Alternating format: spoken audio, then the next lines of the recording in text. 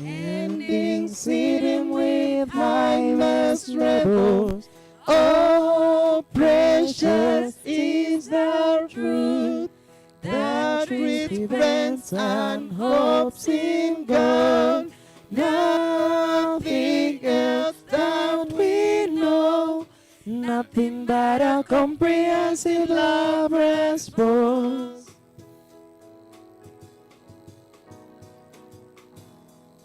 God has given us the science to prevent new infections and to treat the positive for prevention and long life.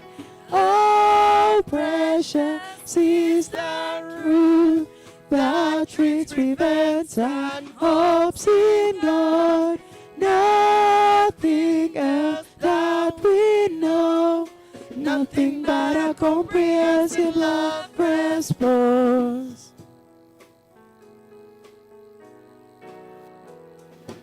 A challenging epidemic needs committed leadership and effective strategies with sufficient funding. Oh, precious is the truth that treats, prevents, and hopes in God. Nothing else that we know, nothing but a comprehensive love response. We must increase self-practices and attain critical coverage of effective services, information skills and attitudes. Oh, precious is the truth that treats, prevents, and hopes in God. Nothing else that we know, nothing but a comprehensive love response. We create peaceful environments, free from gender-based violence. Break, work fast and beautiful for a vaccine and complete cure. Oh, precious is the truth that treats, prevents, and hopes in God. Nothing else that we know, nothing but a comprehensive love response. If we do what we can, God will do what we can. There is much in our history to give us hope and courage. Oh, precious is the truth that treats, prevents, and hopes in God. Nothing else that we know, nothing but a comprehensive love response. Amen. Let me now invite a member of the band to come and read you a scripture in Luke chapter 10, verse 25 to 37.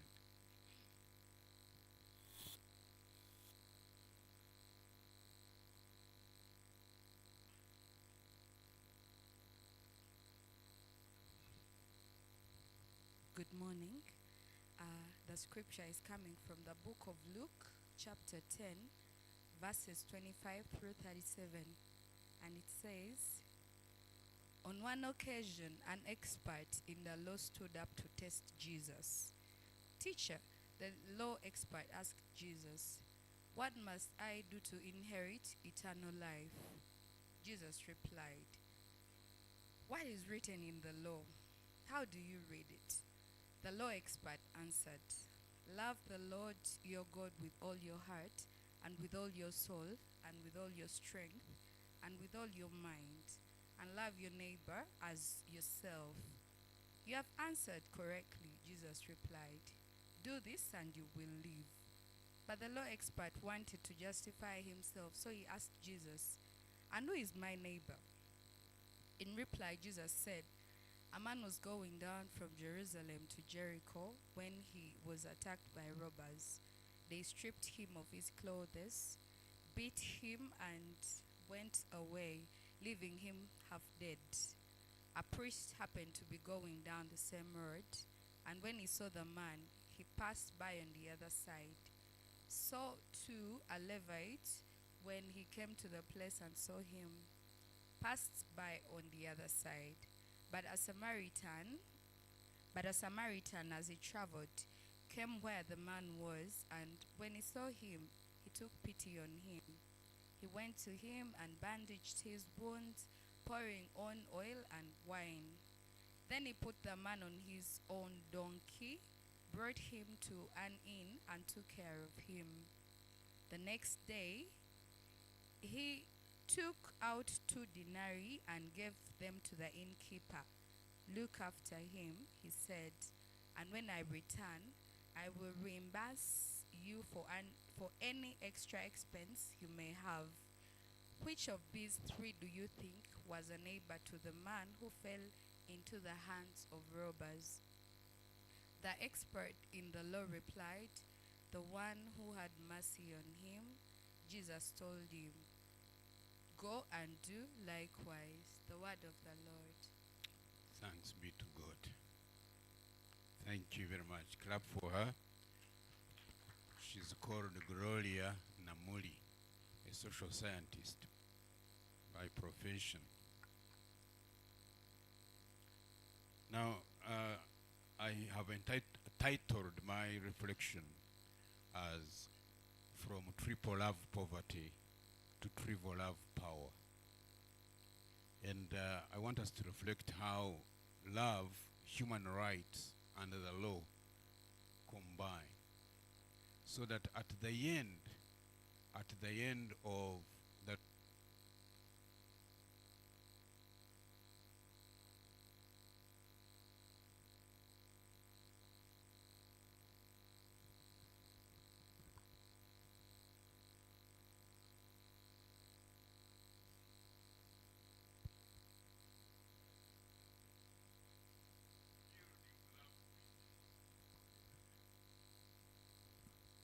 so they left it deliberately for us to think through after we have gone through. Because in the parable read for us, Jesus is looking at the issue of health and well-being, relating it with spirituality, but also trying to help this gentleman who thought knew a lot of religion, a lot of the law. He was a professor of the law. But Jesus reminded him that a good professor of law should be the one who practices love. Because we have 2 types of laws. We have the law of love, and then we have the love of law.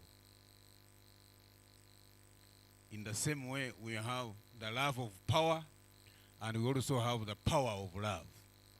So it depends on which one do you apply that brings healing. If you apply the power of love, like the Good Samaritan gave, it brings healing. It crosses bridges.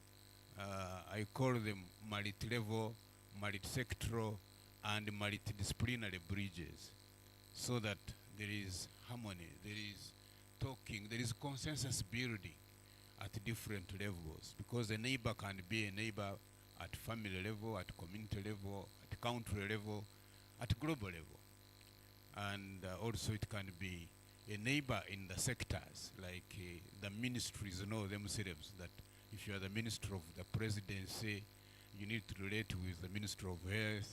Minister of Health needs to relate with the Minister of Gender and Labor.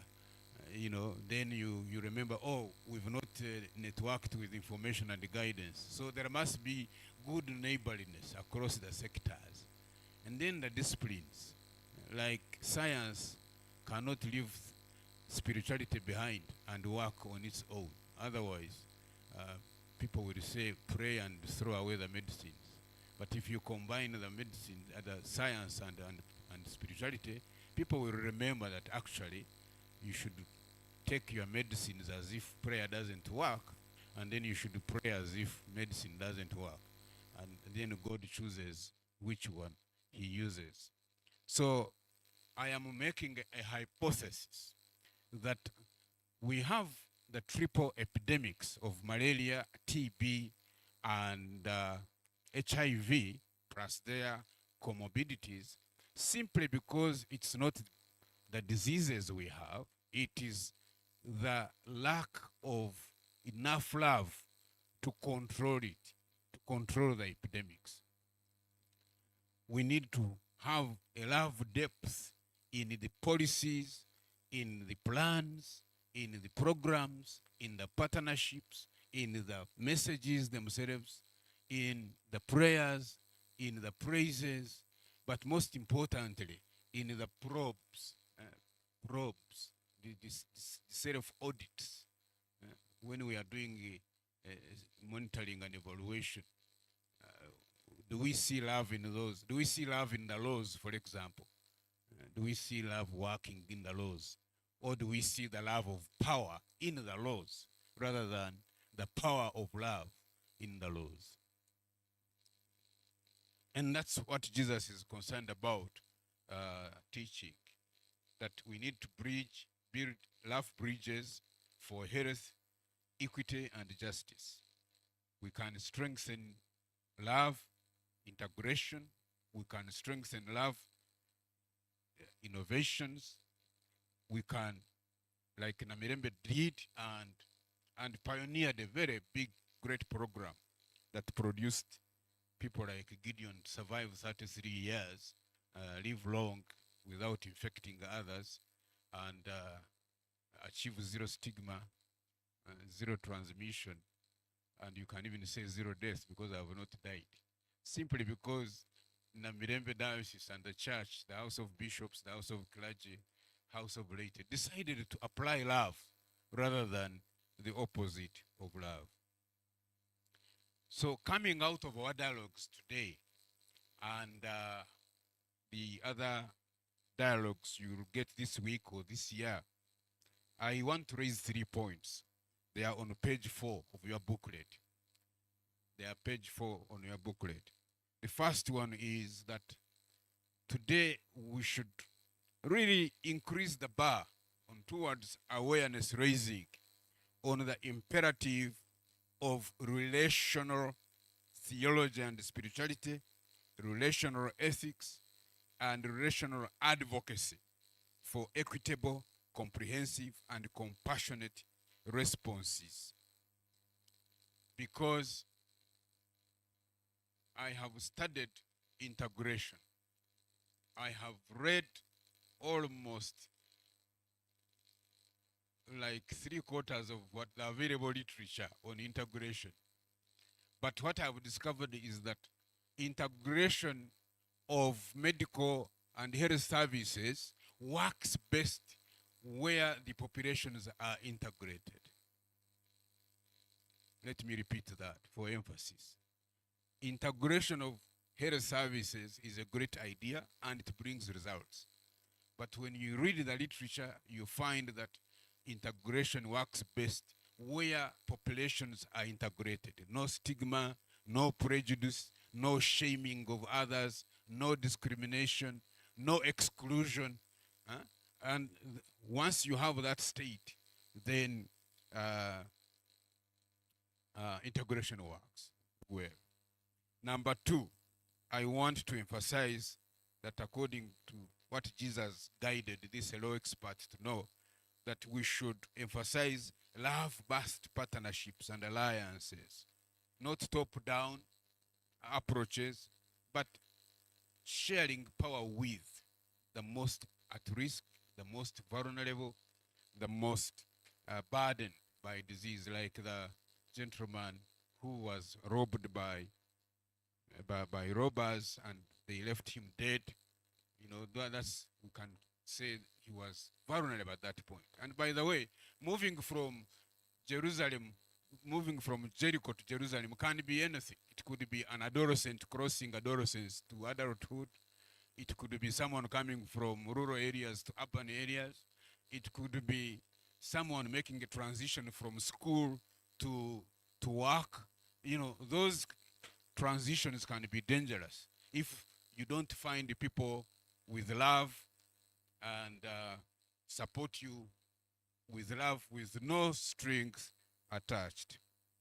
The third and last point would be to say, can we also, when we are collecting data, and I think Uganda AIDS Commission is here, is there a way we can include love in our audits of our operations? How do you know that there is love in a program when people who are at most risk attract the most money and the most attention and the most best laws, not the other way opposite? You know, I always tell this story about Matayo from the western Uganda.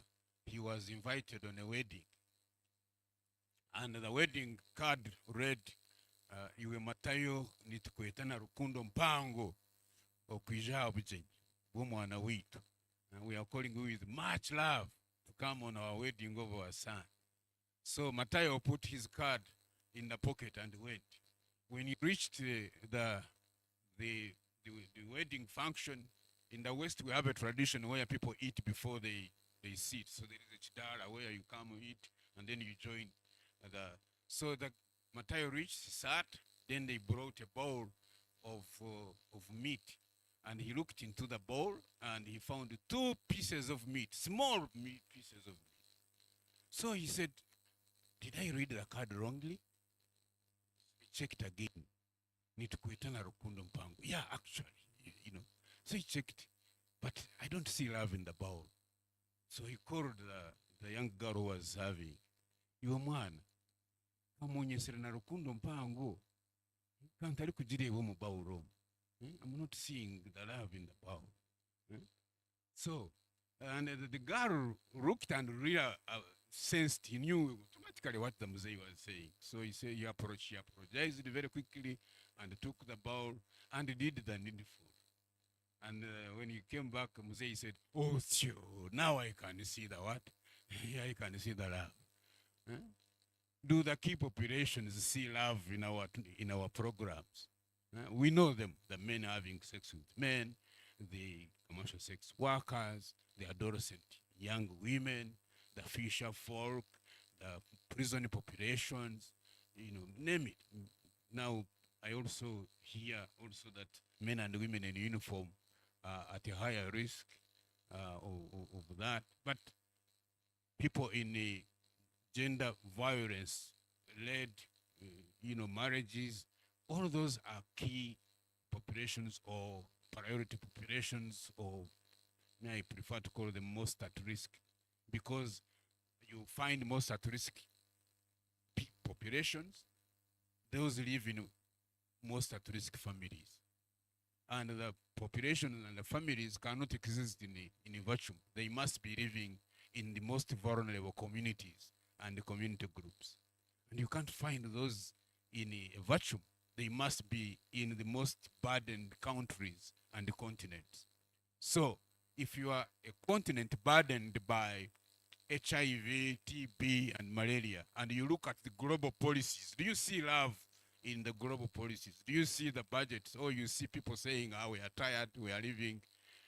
And if you are a national programmer and you are debating with the Minister of Finance, do you see Minister of Finance bringing love in the programming? Right now, Uganda AIDS Commission is talking about sustaining the response.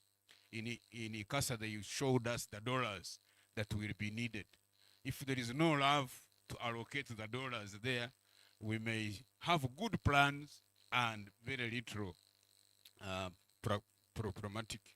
So let's end there because of time. That's why I like writing my sermons, because you can go and read on your own. There is a diagram at the end there which shows that once you apply love well, you don't only defeat AIDS and TB and malaria, you also achieve the SDG goals. So it's like a great investment, Madam Guest of Honor. When you apply love, there is no poverty of love, there is no poverty of compassion, there is no poverty of equity, no poverty of justice. The dividends become great. You even achieve these other goals that look stubborn. But yet where love is, abavuka bagamba love weri wekube kolaki egonzaawo. Yes. So we should now know that it doesn't just work in the younger people's lives. It works in the programming world. That woteeka love noteekako sente, nogamba why let's kintu kino kiwe sente. And they have given you the acronyms that you should always remember. Yes sir. Yes sir. Youth empowerment, skilling and accompaniment. Make sure that when you are planning, don't leave the youths behind. Give them enough empowerment, give them enough skilling and accompaniment. Instead of blaming them, abavubuka baganya okutuusa empisa. Baganya oba balemeddwa. Ate lwaki balemeddwa? Because we've not given them enough intention. That's number one. Number two, save approach. How do you save your communities? You multiply safe practices, access and adherence to treatment and good nutrition. You multiply voluntary counseling and testing, and then you empower those at most. So those are two acronyms that should keep with you. They are in your booklet. You should always read them. Then number three is the SIDM. Yes, you can see they are not on the same line when those of you are seeing me here. That SIDM is down, save is up. And YESA is a bridge. That if you do youth empowerment, skilling, and accompaniment well, then the stigma and the shame and denial will go down. Stigma, shame, denial, discrimination, inaction, misaction, those will go down because the youths are empowered to deal with it. And then the safe behaviors will go up. The access and adherence will go up. The voluntary counseling and testing will go up. The empowerment in the general population will go up. So those, it's not magic. You can tell me how much money you are putting in YESA and save, and then I will tell you, oh, that country is struggling with AIDS, or that country is going to yes. And then all of these are driven by one more acronym, which is what? MESSI. You see Messi there? Messi is the footballer. Yes, but now it is not the footballer. It refers to mental intelligence, emotional intelligence, social, cultural intelligence, social economic intelligence, social sexual intelligence. Like me, I had to learn very quickly that there is a difference between being lawful and being safe. You can practice sex that is allowed in your marriage, but it is unsafe. So you need that intelligence to say, even when I'm doing things that are allowed, I need to make them safe. That's social, sexual intelligence. But here we are talking about social legislative intelligence. Are the laws we have matching the epidemic necessity? Or are they driving the epidemic even and most more underground? So that's what we mean by social legislative intelligence. And where there is social legislative intelligence, you should get social judicial intelligence. How are people arbitrating for justice? How are they adjudicating justice? How are they dispensing justice? All those issues are related with whether you are going to be successful in defeating AIDS, TB, and malaria, or whether you are going to be in circles. And then the last one, of course, Don't say he forgot himself. The last one is social, spiritual intelligence.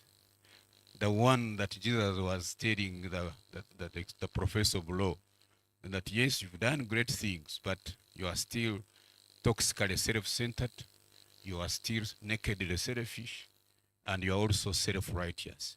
So first, repent of those, then go and help the poor, and then you will attain salvation. Salvation that is holistic. Human survival, human thriving, and then at the end of life, you go to eternal living and communion with God. Let's pray.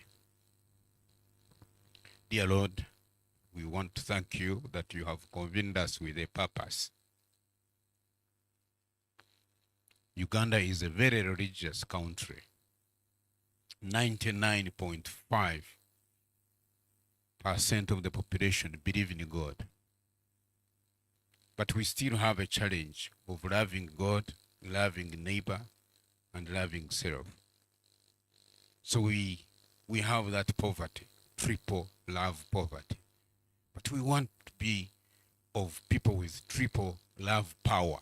We love God, we love our neighbors, as we love ourselves. So today, as we deliberate and dialogue, may you give us that power that moves mountains, so that next time when we come to celebrate this dialogue, we should come here with testimonies of breakthroughs, of triumphs, of miracles. In the name of God, the Father, the Son, and the Holy Spirit.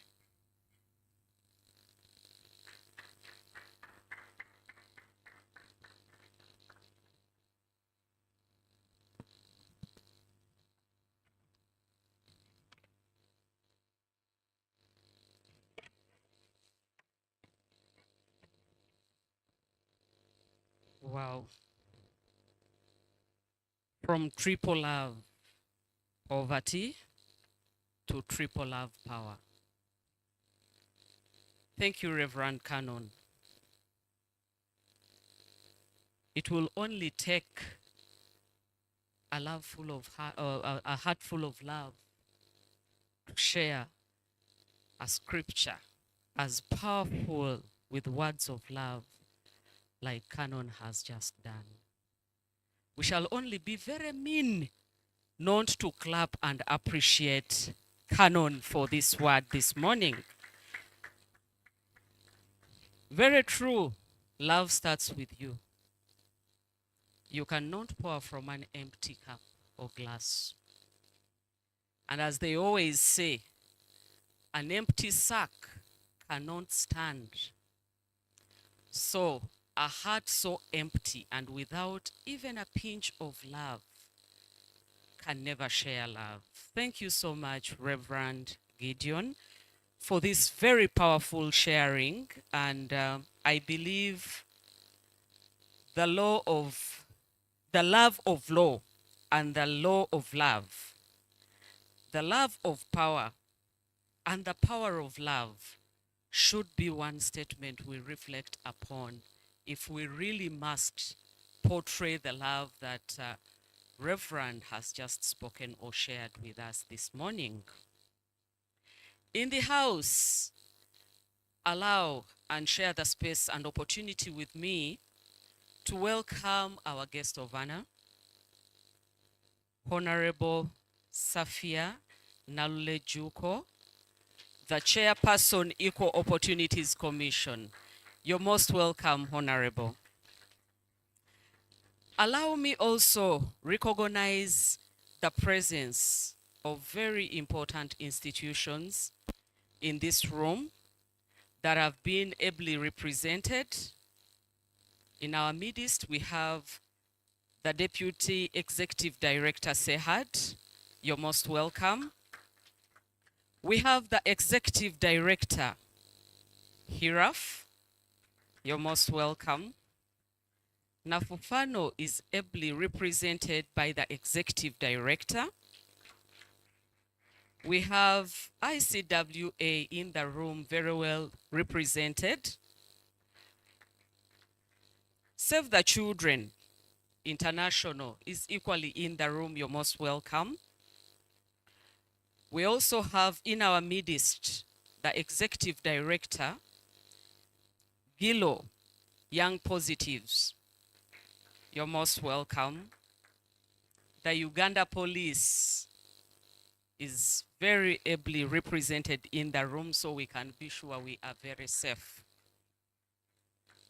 And then we also have in our midst the Uganda Key Population Consortium, as well as the Uganda Minorities Shelter Consortium. You are all very, very welcome. And in the interest of time, allow me with great joy to welcome the Executive Director, Uganet, to share with us the welcome remarks that should keep us all warm and settled. Madam Grace Naiga, you're most welcome to share your remarks.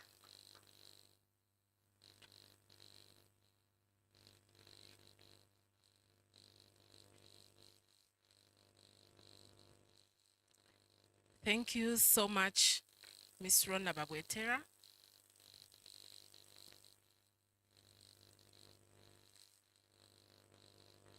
The chairperson of the Equal Opportunities Commission, Honorable Safia Narule Juko, the Lady Judge of the High Court, Honorable Judge Victoria Katamba Nkwanga, the chairperson of the Uganda AIDS Commission, represented by the Director of Partnerships, Mr. Tom Eti, the coordinator of the Equity Steering Committee, and our dear friend, Dr. Shaban Mugera, representatives of the Country Coordinating Mechanism, our dear human rights implementers of the Global Fund, represented by our partners, Hiraf and Sehad, the representative of Communities and Executive Director, Flavia,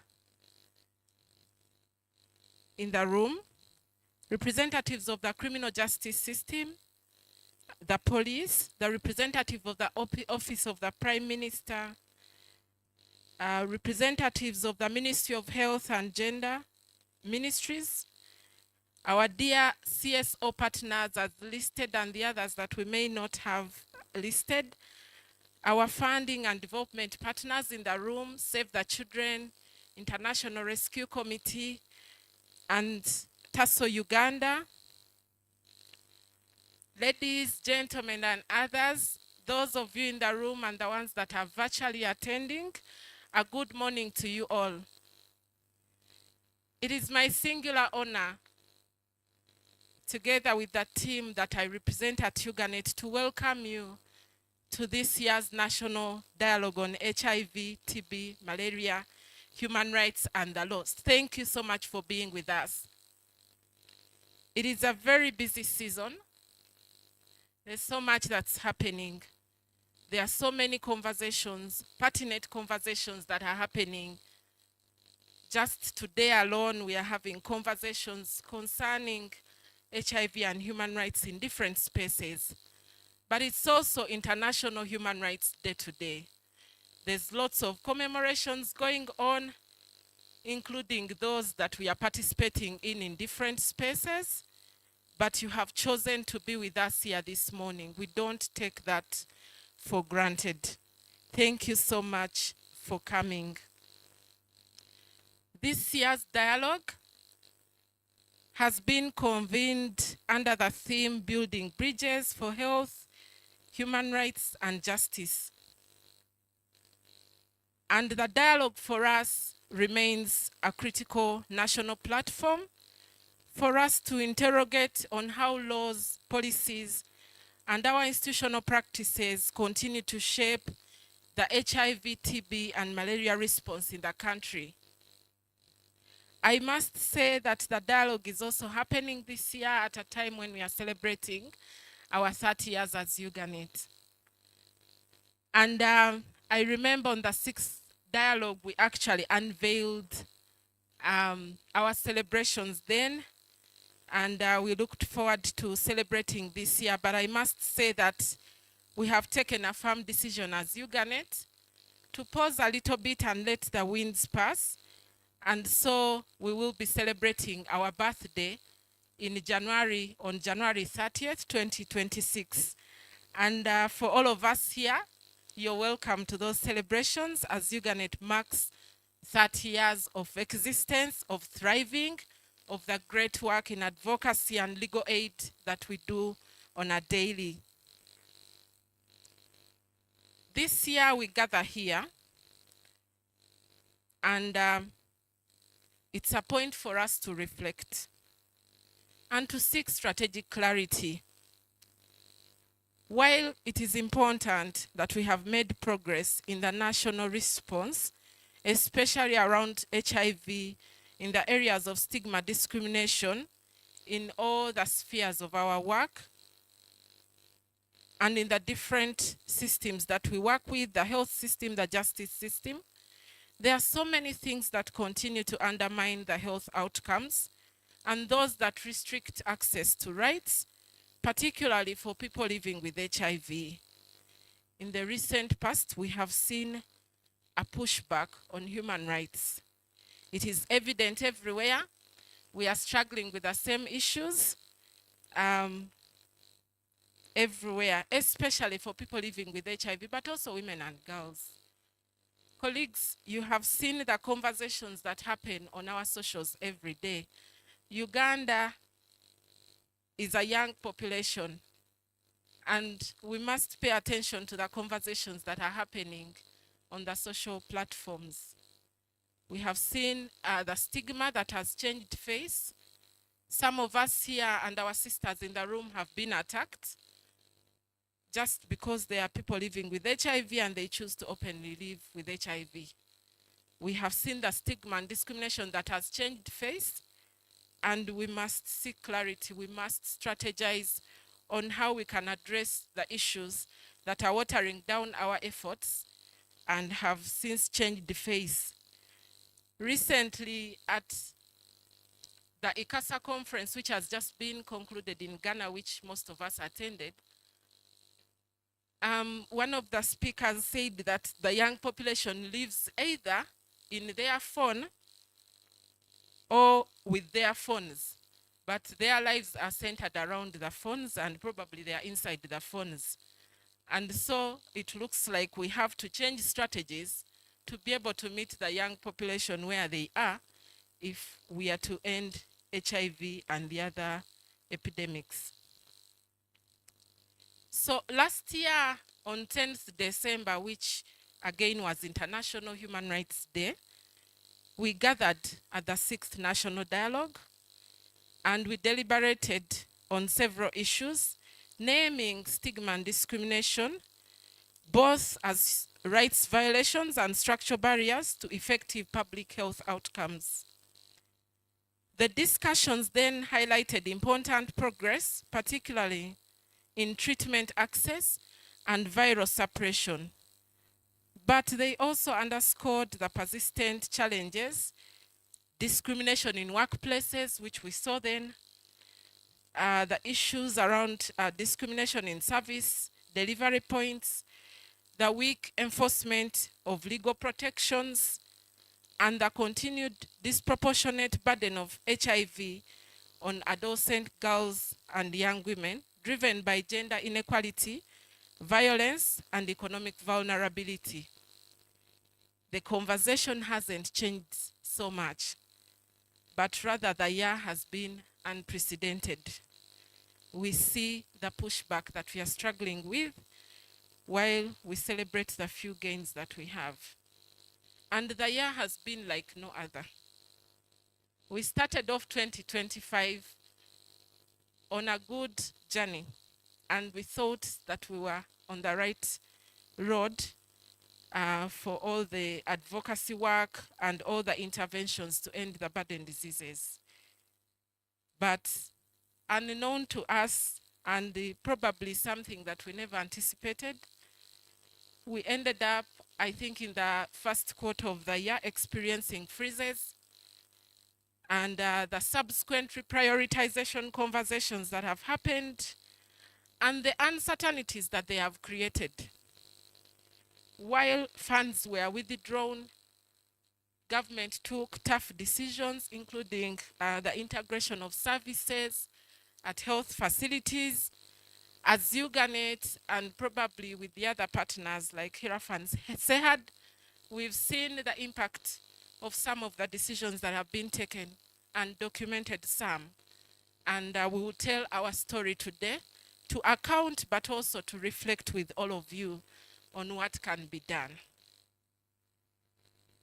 It is also this year that we have seen potential threats of sunsetting our global leaders like the UNAIDS, which has been like a mother to all of us in the advocacy work, especially around HIV, and it continues to threaten us.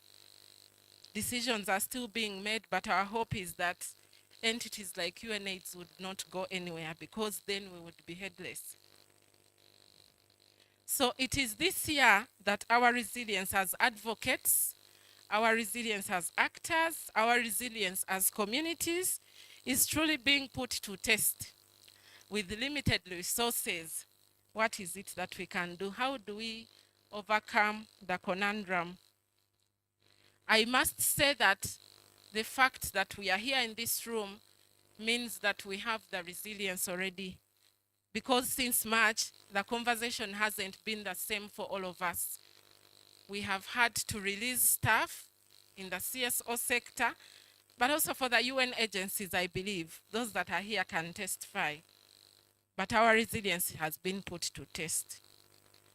And I must acknowledge and appreciate the partners that have continued to support the response in several ways. While we first exits, we had some partners coming up to firm up the work that we do.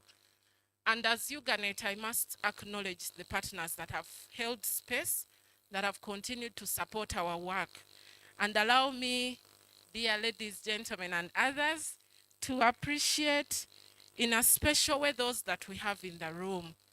TASO Uganda, for the support that they have continued to give us. We were able to sustain our legal aid work because of that support. I must acknowledge Save the Children and the International Rescue Committee for the access to justice work and the gender equality work that you continue to support us to do. We truly appreciate. Some of them were actually able to come in and bridge gaps when we had the freeze that affected us as an institution. So we appreciate you so much. And thank you so much. And we hope that we can continue this way and we can continue to work together, because while the civic space shrinks, while the funds reduce, the workload increases on a daily. Where there's a pushback on human rights, it means that we have a lot to do. On a daily, like I've told you, our young population is on social media. We receive lots of calls and they're asking, civil society organizations, what are you doing?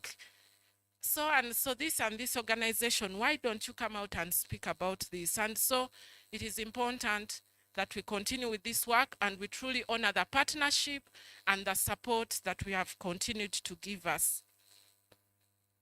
I have already mentioned about the changing global and national contexts, but just for re-emphasis, this is a profound time of global transitions, and the HIV response is evolving amidst the declining external financing. Of course, we have seen the anticipated sunset of UNAIDS, but also the conversations around who is contributing to the replenishment conversation of GC8 for the Global Fund, which is holding fort for legal aid service provision within the sector. So these developments require us to reflect seriously on sustainability, national ownership of the struggle, and the future of community-led and rights-based responses. The onus is on us, the burden is on us.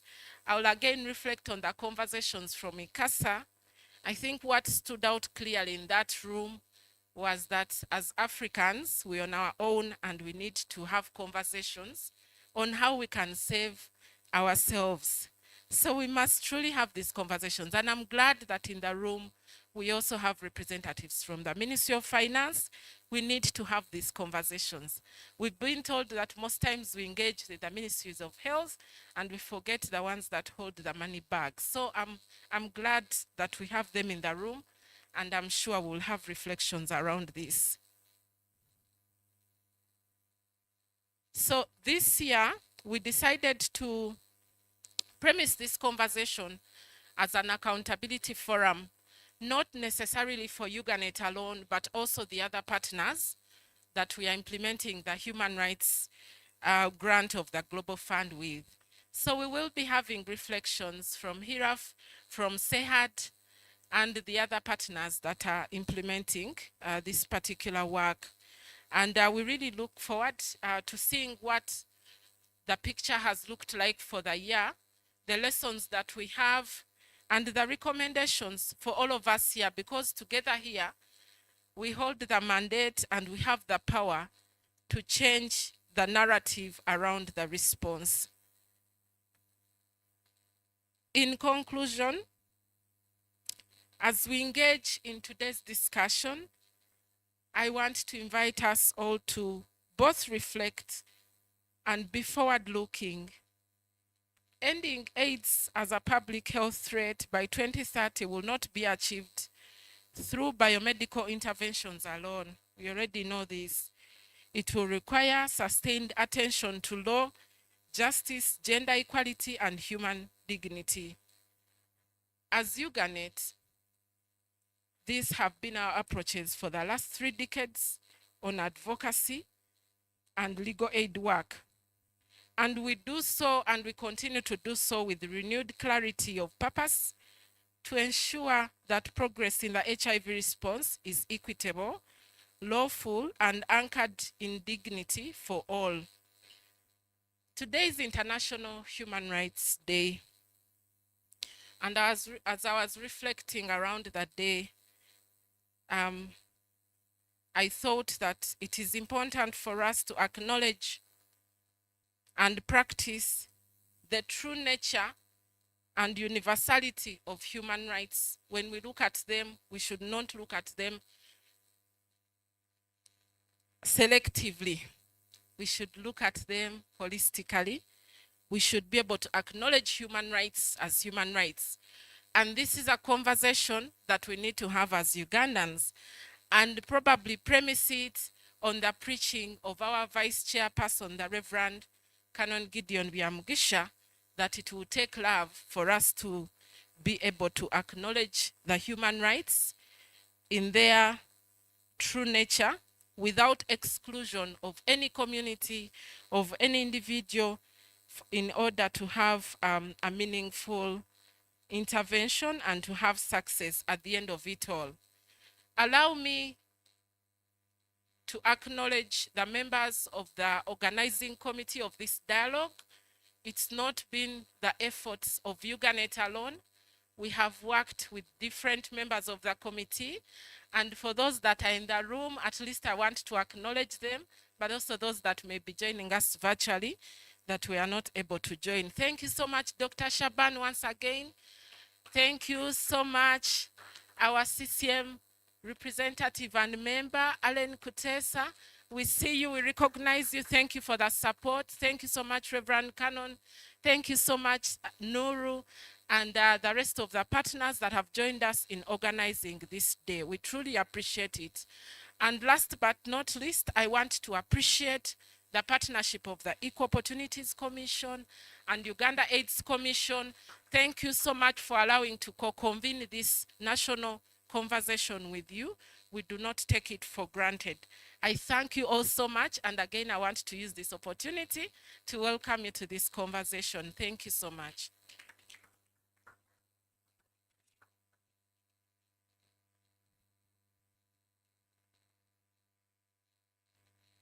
Thank you so much, Miss Grace Naiga.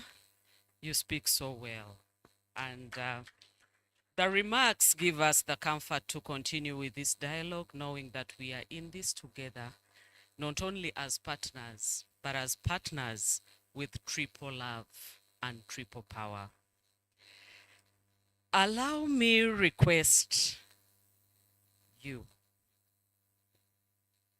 to invite the chairperson, Uganet Board of Directors, to share her remarks. Thank you so much for allowing. Thank you so much, Rona. It is now my honor to invite the chairperson, Board of Directors, Uganet, the Senior Counsel, Sarah Babidi Lubega, to come and give us her remarks. Senior Counsel, you're most welcome.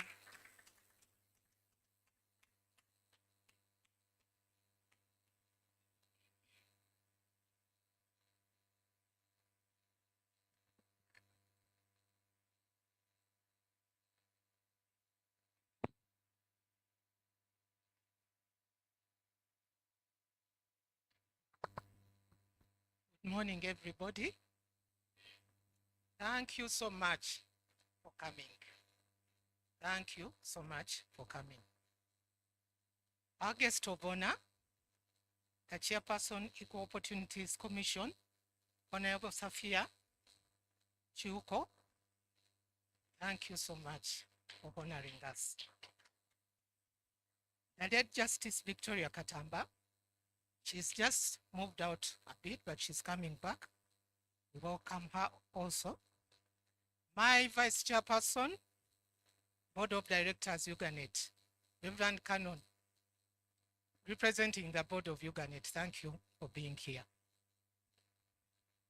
Representatives from Ministry of Health, representatives from Uganda AIDS Commission, representatives from CSOs, invited guests, ladies and gentlemen, all protocol observed. You have to bear with me. I'm going to follow my script. My training requires that I do so.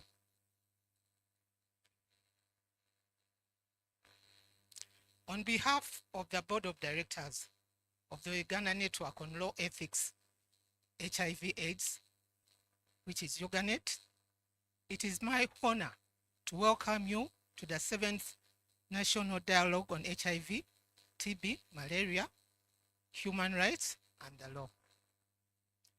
This dialogue has, over the years, grown into more than an annual convening.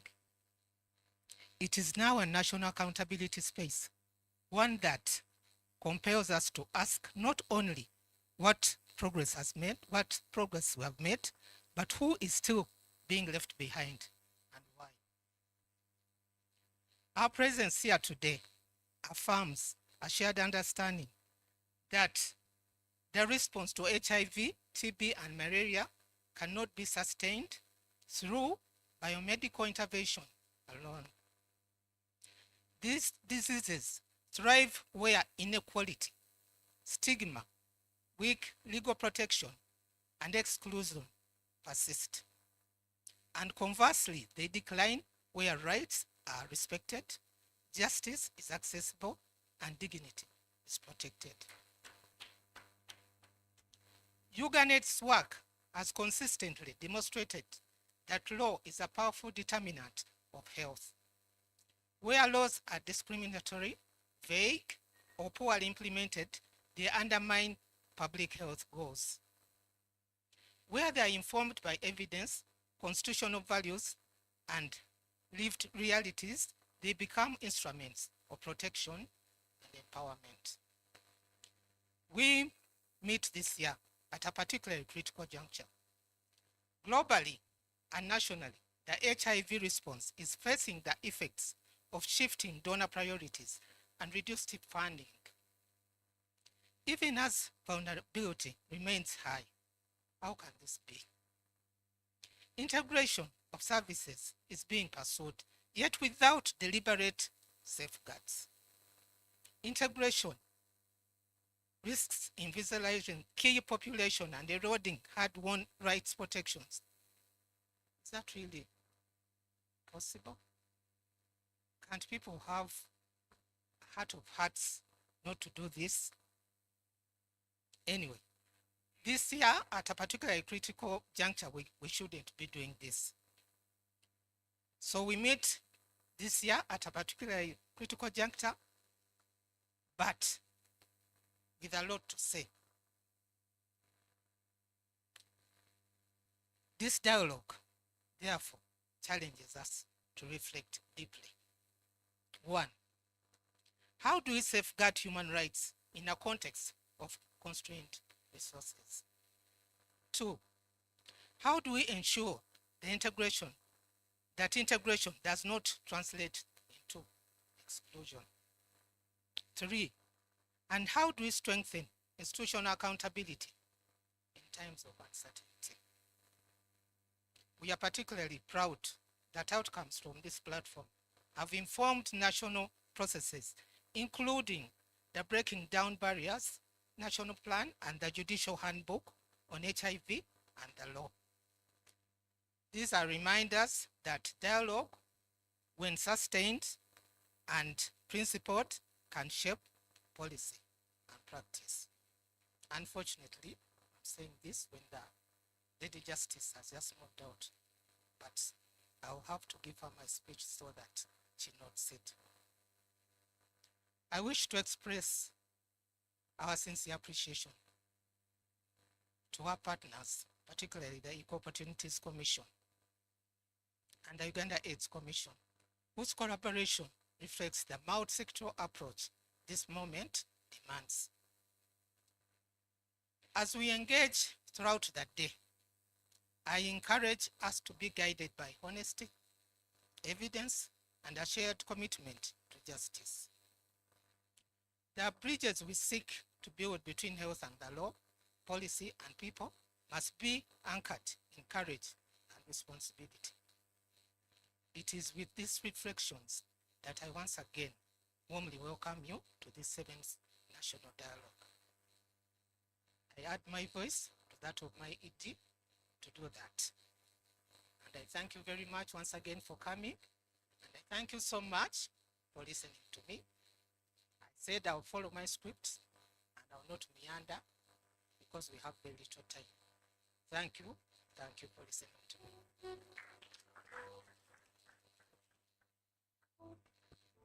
Thank you so very much, Senior Counsel.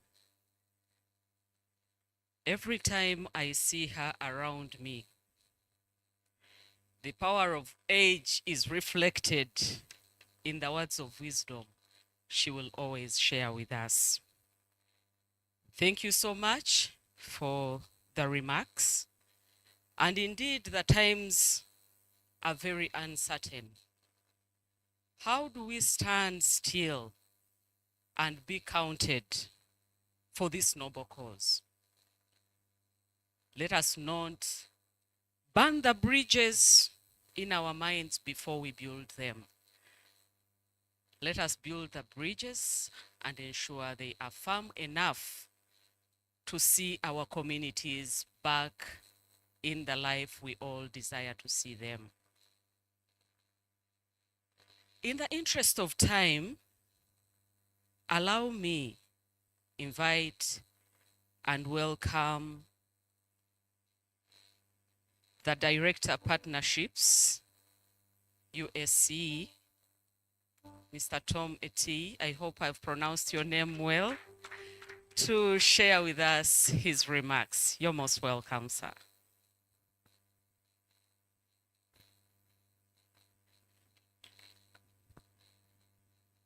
Thank you, Master of Ceremonies, for this high-level engagement. My name is Tom A.T.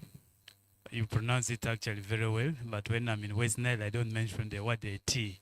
It means a different thing. I work with Uganda AIDS Commission as a Director Partnership. I'm here to represent the board chairperson, Uganda AIDS Commission, Canon Dr. Ruth Senyonyi. I bring her greetings and also the greetings from the Director General to this high-level actual engagement. The boat chair traveled back yesterday, I know, with ED Yoganet and other teams from ECASA. She also had another engagement with a team in Mukono, so she delegated me to deliver actually our remarks. I've worked with all of you, and I know all of you for this great noble work. Our chief guest, Honorable Safia, thank you very much for coming. Let's clap for her. She has done a very wonderful and extreme work for this country. I will mention in one of actually in our remarks, but also make reference to this book where we work with Equal Opportunity Commission very well with your team, the secretary, and all other commissioners actually there. Our board chairperson, Yoganet, thank you very much for welcoming us actually in this meeting. Ide Yoganet, thank you very much for arranging this colorful event. Lady Justice, she has actually moved out. The representatives from government ministries, department, agencies, which I'm not going to single out. I might forget one. When I move in police, I will be arrested. But all of you from the MDS, you're welcome. The civil society stakeholders, you're most welcome. This is actually our day. The media, we can't do things without actually the media. The fraternity of the PLHIV. Flavia, thank you very much for coming. My Muko Supercharger, you're welcome for this, and all the members of the PLHIV who are actually here.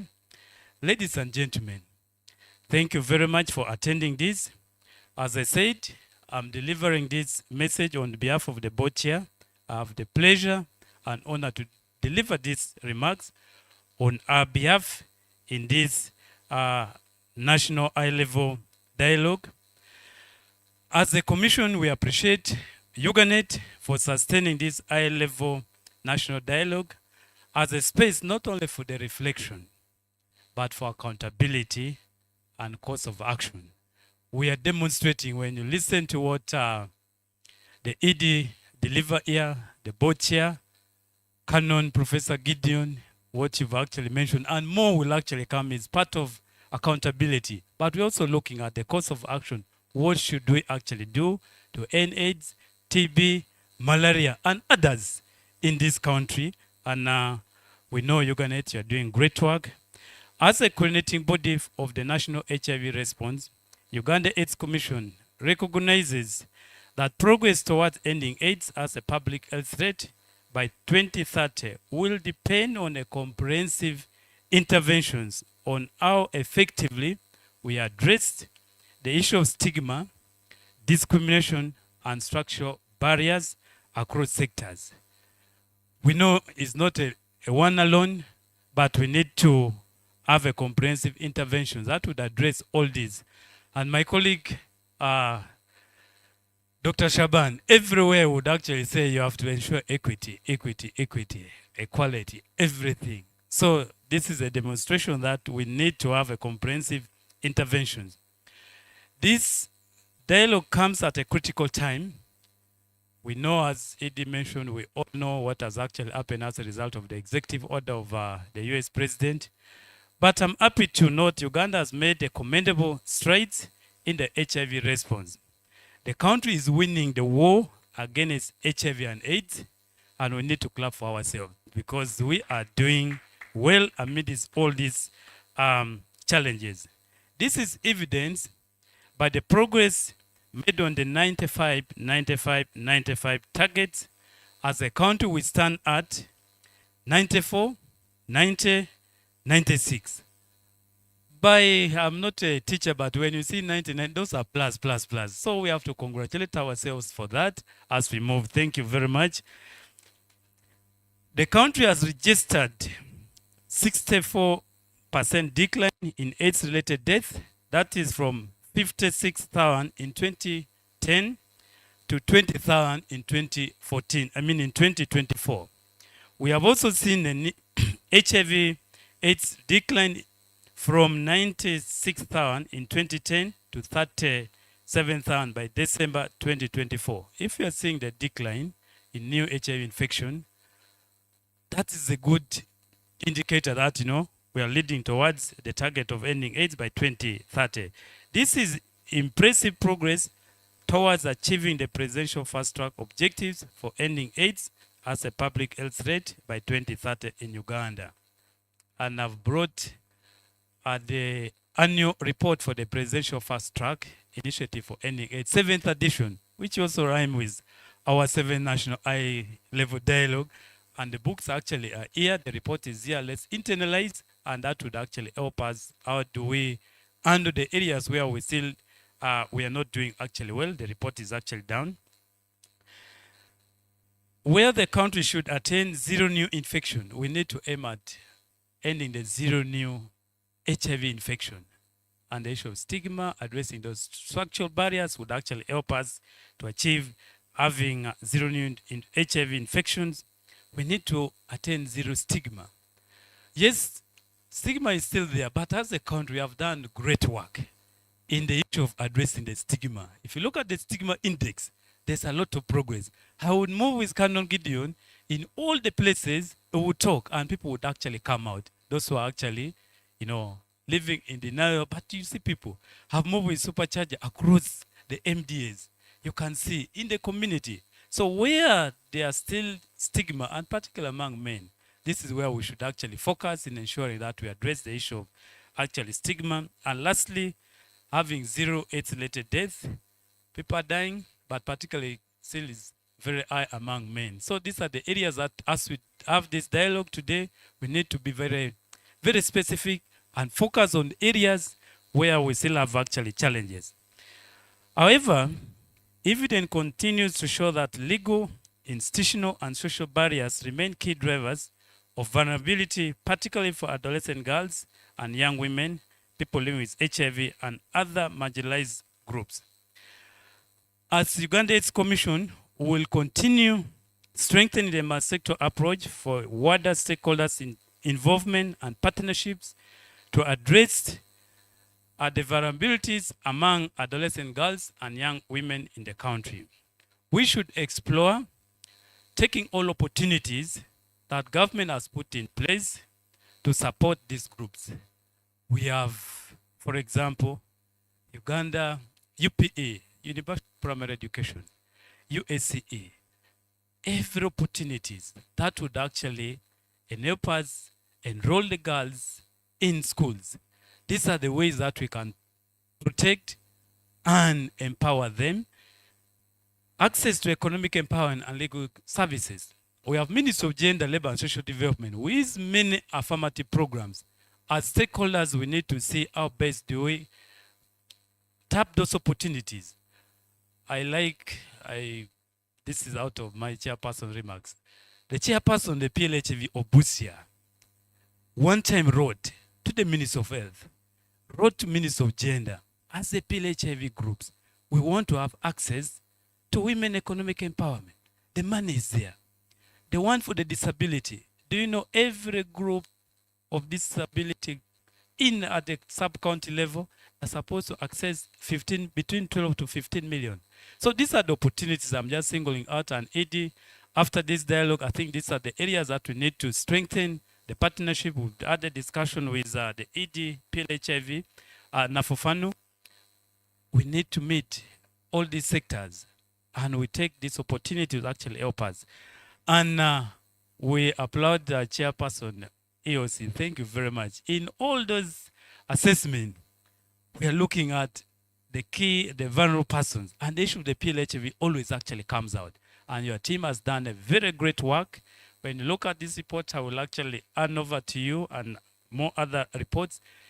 Persons with disabilities, people living with HIV, they are taking this opportunity, but we need to scale it up. I know during assessment in the local government and MDAs, these are the parameters they actually put into our consideration. Allow me to highlight key action areas that this dialogue expects government and public institutions to address as we work into the multi-sectoral approach. First and foremost, we need to strengthen enforcement of existing protections. Uganda has made important policy commitments but we are seeing the weak implementation that continues to undermine these policies that have been made. We must move beyond the existence of laws to ensure that institutions, particularly within the workplaces, health facilities, law enforcement, and the justice system, applies this protection consistently without discrimination. And we've actually seen, I will tell you, one of the best institutions in managing integration, mainstreaming, where we don't have stigma, we don't have any discrimination, is justice.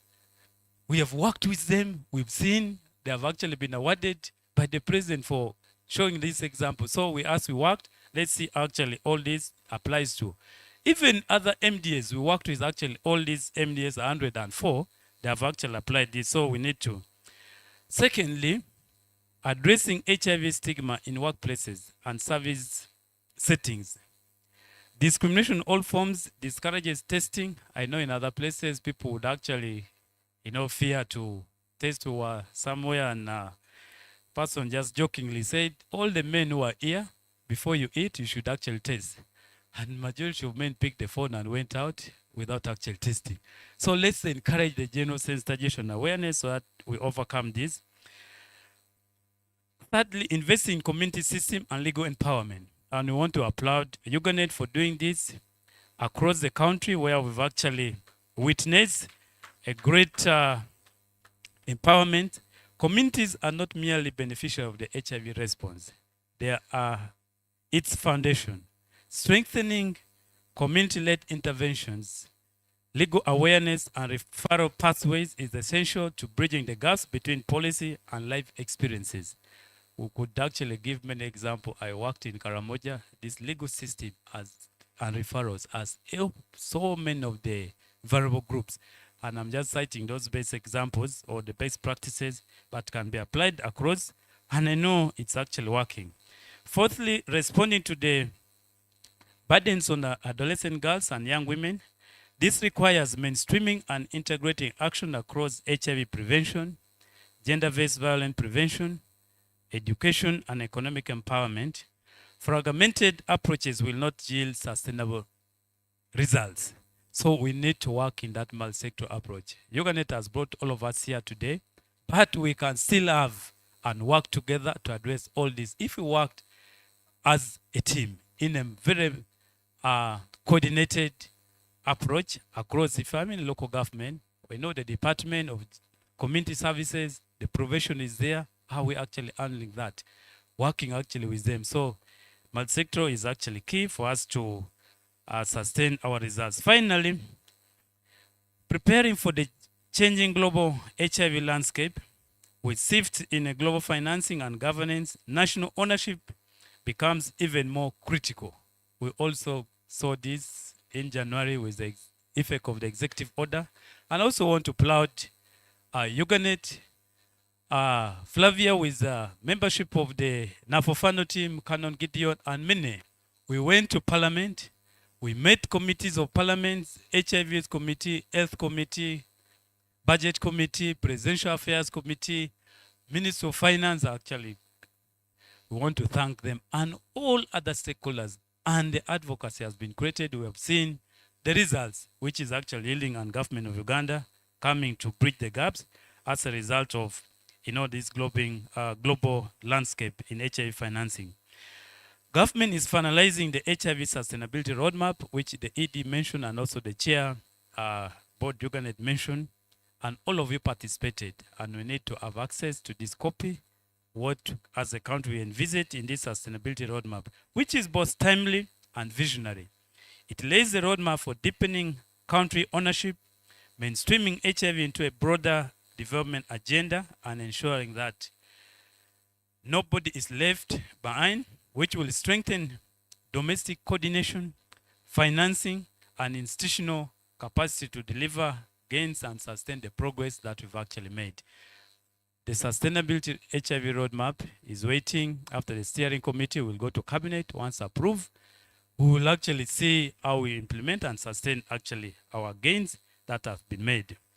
Lastly, Uganda AIDS Commission remains committed to working with all the stakeholders to ensure that equity, dignity, and accountability remain central to the national HIV response. We view this dialogue not as endpoint, but as a guide for action, informing policy priorities, institutional reform, and a coordinated implementation and reporting of our interventions. So once we do all this, we will actually see the results. We look forward to the outcomes of this engagement and reaffirm our commitment of translating this dialogue into a measurable action. I said this for God and my country on behalf of the board chair, Uganda AIDS Commission. Thank you very much. Thank you so much, Mr. Tom. A speech with a lot of mathematics wouldn't be my kind of speech, but honestly, with such mathematics that is giving us hope, I believe even me, who is very poor at calculating but good at counting money, I would be glad to listen in once again and again. Mr. Tom, you're really such a great representative, and your words of encouragement representing the Uganda AIDS Commission stand gives us the hope and the comfort that this battle will never be lost in Uganda. Thank you so much, and I believe the room members are not mean. They will definitely clap for you. And as we look forward to receiving the keynote address from our guest of honor, I request our band to give us some little music as we prepare the space for our guest of honor. And Mr. Tom, kindly allow me request you to welcome our keynote address speaker to take over the place that we shall be preparing for her. Thank you so much.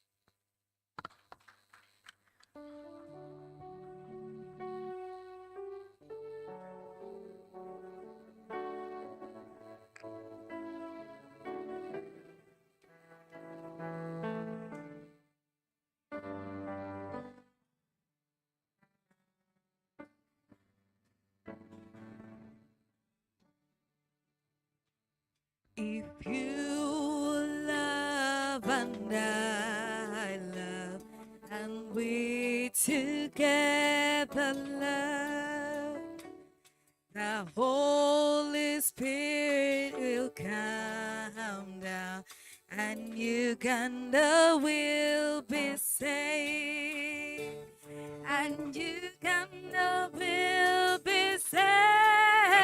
Thank you, Rona, for giving me this opportunity. Members, as we welcome our keynote speaker, let's continue clapping, applauding her for the great work she has done for this country. Honorable Safia, you're most welcome as you join us. Decide to make your keynote. As our keynote speaker comes, we know no budget in this country can be passed without the approval of the Equal Opportunity Commission. So you know that's a very big cardinal role that our chief guest plays. Chair, you welcome, Honorable, as you give us the keynote for this 7th National High Level Dialogue. Yes, we can sit. Thank you, our chief guest. You welcome this your people. Be eagerly waiting for your keynote. Thank you. Thank you very much for this big welcome. You don't know how I feel as the year ends and people are appreciating me in this big way. Yeah. The honorable delegates are in this room. I'd like to stand on the protocol which is already observed by none other than the lawyer, the counsel. As introduced, of course, my name is Hajat Safia Narulechuko. I've been a member of parliament for the last 15 years. And as my neighbor says, one of the big things actually I'm happy with while I was in parliament, of course, I was called special needs education because I lobbied for a budget vote for special needs education, a separate one. But most importantly, I advocated for a certificate of gender and equity compliance, which is in the Public Finance Management Act, Article 9.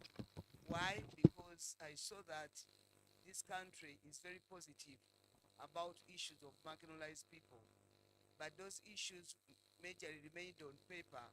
They were never implemented because there was no budget actually appropriated for their implementation.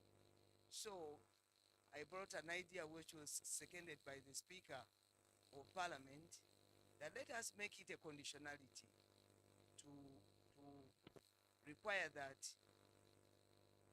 these issues which are cross-cutting in nature are provided for in all sectors. They plan for them, they budget for them, and then we track the implementation. So that's what maybe Mr. Tim is talking about. And I'm happy with the president. He appointed me to an area where this very innovation is being implemented.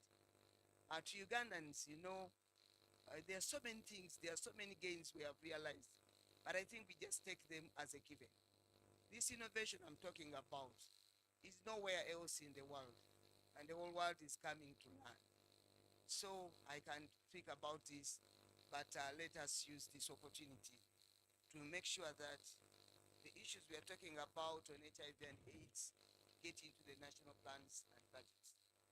So on behalf of the Equal Opportunities Commission, it's my great honor and privilege to deliver this keynote address at the 7th National Dialogue on HIV, TB, Malaria, Human Rights and the Law. I extend my sincere appreciation, one, to His Excellency the President of the Republic of Uganda. People, you may not know, this old man is a very big supporter of affirmative action policies, and he supports the work of marginalized people. And I also like to appreciate international agencies, UNAIDS, which actually identified the King of Uganda for take Omumuli for actually fighting HIV and AIDS.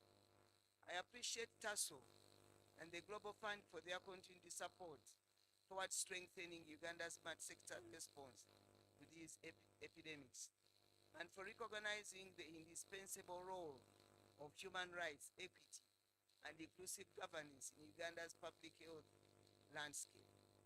Today's dialogue provides an important platform for us to reflect, strategize, and recommit ourselves to a future where no Ugandan is left behind in accessing life-saving HIV, TB, and malaria services. This day resonates deeply with the mandate of the Equal Opportunities Commission because our work is rooted in redressing inequalities and promoting equal opportunities for all, especially for those who continue to experience marginalization and exclusion in accessing HIV, AIDS, TB, and malaria services. Ladies and gentlemen, permit me to briefly highlight the EOC's mandate and what we have done to address issues facing all Ugandans, especially those who are marginalized. The Equal Opportunities Commission was established under Article 32 of the Constitution of the Republic of Uganda to eliminate discrimination, prevent inequalities, and promote affirmative action in favor of the marginalized persons. Our enabling legislation, that is the Equal Opportunities Commission Act, CAP 7, empowers us to monitor evaluate, and ensure compliance with the principles of equality, equity, justice, and inclusion across all sectors of national life. And as I have told you, the Public Finance Management Act also plays a key role. Our vision for Uganda is clear and unwavering. That is, we would like to see a just and fair society for all. This is a society where opportunity is not a privilege for a few, but a right for every Ugandan, regardless of sex, age, disability, ethnicity, location, or any other form of historical or structural exclusion. During my tenure as chairperson, the EOC has progressively realigned its interventions to address the persistent marginalization and discrimination faced by persons living with HIV, AIDS, TB, and malaria. My experience in Parliament, particularly my role in initiating and championing the Gender and Equity Certification, has shaped my passion and leadership in inclusive development. I take pride in having played a central role in advocating for the inclusion of gender and equity provisions in the Public Finance Management Act 2015, which empowered EOC to assess compliance across national and local government budgets and plans. We strongly believe that inclusion must be reflected in planning and budgeting. When persons living with HIV and AIDS are excluded from accessing services and decision-making frameworks, their human rights are violated and national development is compromised. I would like to note that let us bear in mind, as I will be saying, uh, uh, as I will be sharing with you, that HIV and AIDS, TB, and malaria are cross-cutting nature. In all our development programs and plans. This mandate forms the basis of our work towards advancing equitable access to HIV, TB, and malaria services that must reach every individual, especially those most vulnerable and most marginalized. Over the years, the Commission has implemented several interventions to ensure that Ugandan's health response remains inclusive, equitable, and anchored in human rights, equalization of opportunities, and participation of all people. My colleague from USC has talked about, he has hinted on something to do with participation in planning and budgeting. I'd like to tell this gathering that let us look at the government development frameworks. I don't know how many of you take off time to read the national development plans, and especially the current one, the national development plan 4. Colleagues, the issue we are discussing on HIV and AIDS, TB, and malaria, it follows under majorly 4 programs, because we have 18 programs, but it follows under the program on mindset change. It follows under the program of human capital development, which has the component of education and health. It follows under the program of governance and security, which talks about the law as the council told us. So, have you taken enough time to read the National Development Plan 4? That's the, if you will only know that Uganda is a good country and really plans for its people when you read this National Development Plan. It gives the background, the issues. It is open. It talks about the challenges still existing, but also talks about the strategic objectives we have to actually undertake. It doesn't stop there. It talks about the strategic interventions for each of the activities. And it also spells out the responsible agencies of government and private sector. Am I not right? It is so good. All these things we are talking about, it does that. Now, for us as Equal Opportunities Commission, you know the work we are discussing here, HIV and AIDS, and the work we talk about on equality, inclusion, and whatever, lies in the details. What we have decided as of recent is to go and look at the National Development Plan. We look at the interventions and the responsible agencies and the subsectors of the program. We look at the the budget votes and the vote functions. I personally sit with people, work as a technical person, and we are bringing out the issues which are affecting Ugandans. Why do we do this? Because the Public Finance Management Act, Article 9, the commands provides that each entity of government must have specific measures to equalize opportunities for men, women, persons with disabilities, and any other person in Uganda. We have to work with the sectors of government to help them know what we want to be put in the budget. We shouldn't leave it to them. It will be an assumption that they know what we want. So what am I encouraging this team, the team we are having today to do? You can join the Equal Opportunities Commission.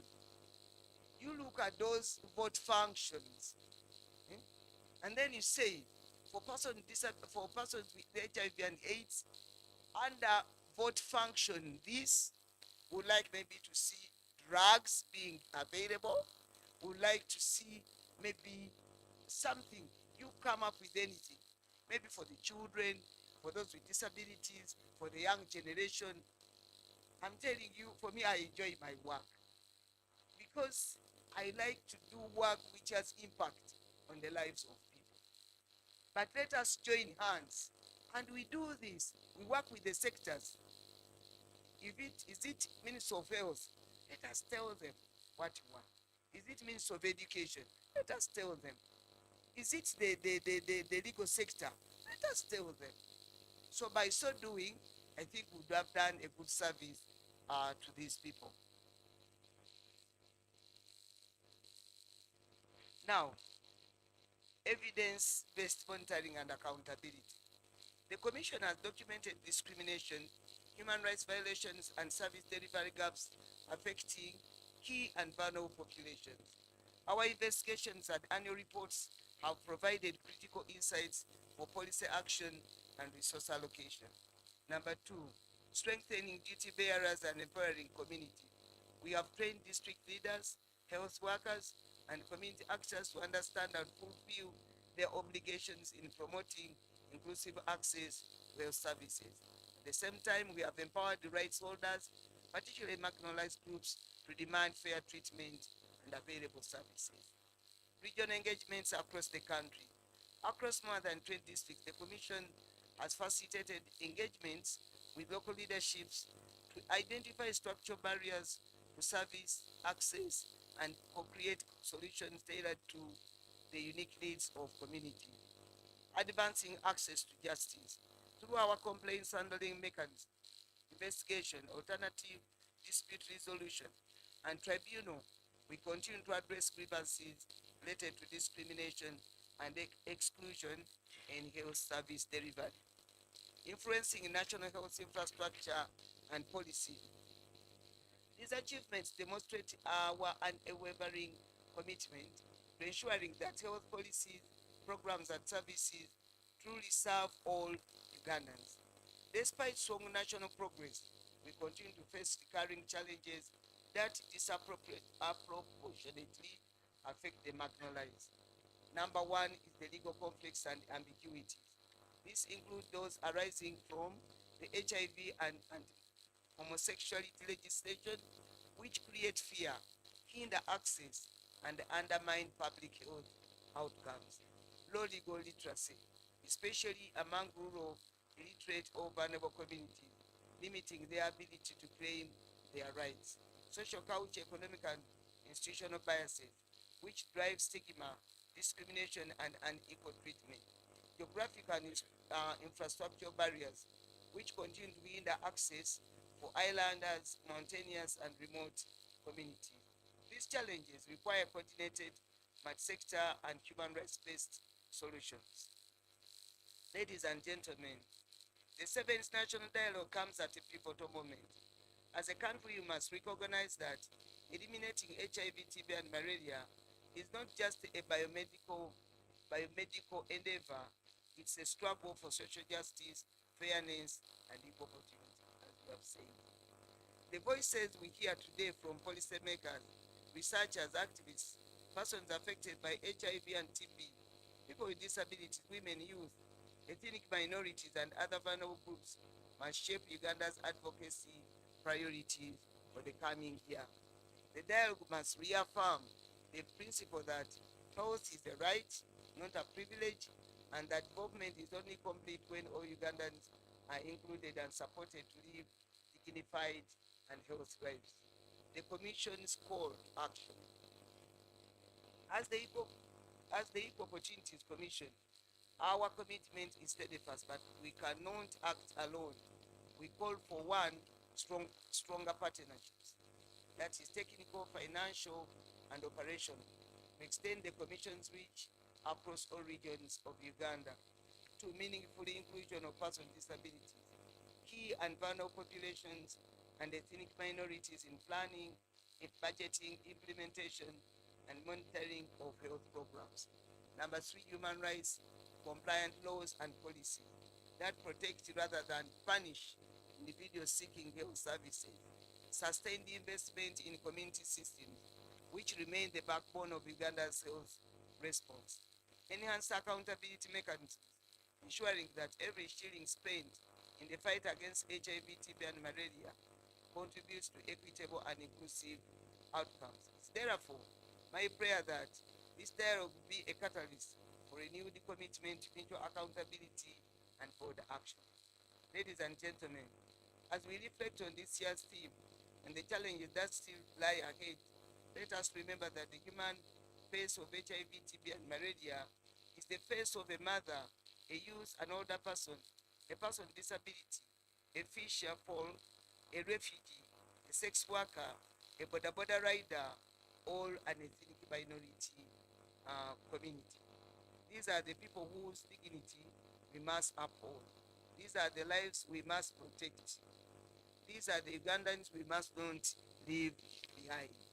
The Equal Opportunities Commission stands ready to work with all partners to build a fair, healthier, and a more inclusive Uganda. Before I end, allow me to commend the Uganda Network on Law, Ethics, and HIV/AIDS, UGANET, and Uganda AIDS Commission, the co-conveners for partnering with the Equal Opportunities Commission in organizing this important event. I also extend appreciation to all stakeholders here for your continued advocacy. Canon will also appreciate you.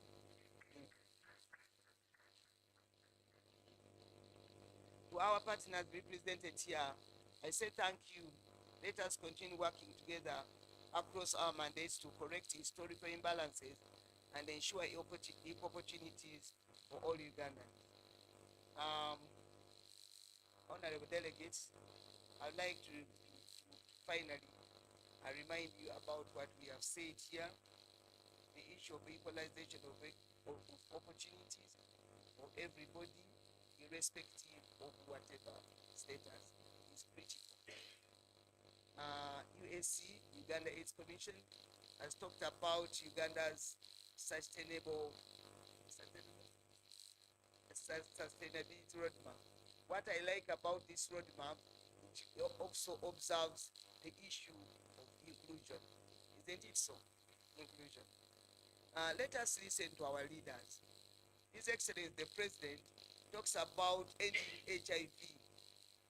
President himself is not going to come to every household to talk to us to end HIV/AIDS. But when he gives us this message as a leader, let all of us in our respective responsibilities and mandates do the needful. And let us also, as his campaign message goes, let us sustain the gains.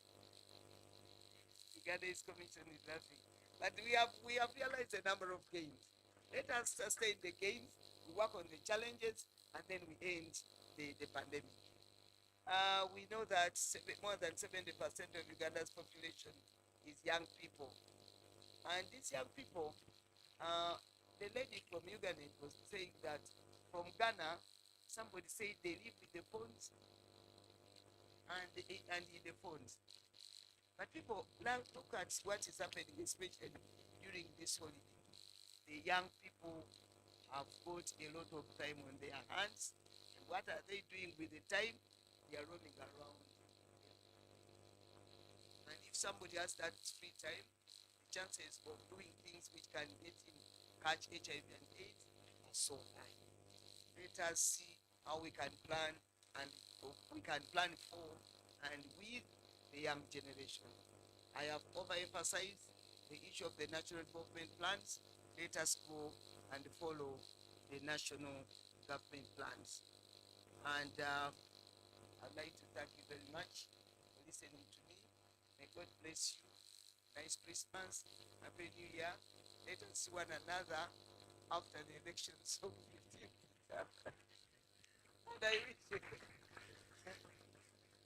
And I wish we have peaceful elections, because where there is no peace, there's nothing we can do. I thank you very much.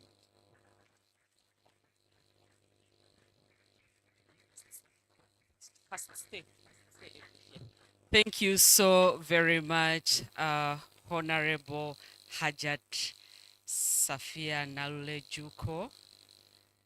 A keynote address that comes with a take-home package must be special. It must be very, very special. And indeed, I believe as we live, we cannot fail to at least remember to read the NDP 4 and also remember all that has been packed for us. Before the guest of honor moves, kindly allow me request a few of us come in front to take a group photo before we take a 10 minutes health break for those who did not take tea, to at least catch a cup of tea and a bite. And then we shall also have another photo with the Uganet team and others as we prepare for our next segment, which is showcasing a video on the impact of the implementation of the human rights component of GC7 project with support from TASO Uganda. Boaz will help me with a few colleagues to arrange a few chairs and also help me invite a few of the people that will be taking this photo. Thank you so much. And he will take over the next segment until we come back for the panel. All right. He has directed and guided that the chairperson, Uganet Board of Directors, your vice, the Lady Justice, the executive directors of the various partners that are here, and definitely we wouldn't want to fail to get the money, the representative from the finance should be part of the photo, because we shall need to pay for it at one point. Kindly let us use very few minutes for this photo, and then we can take our health break.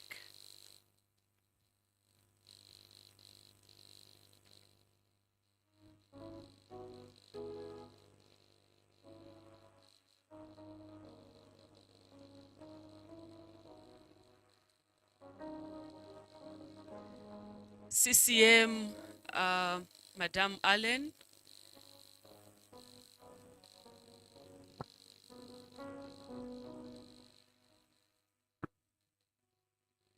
The Ministry of Health representative, please join in.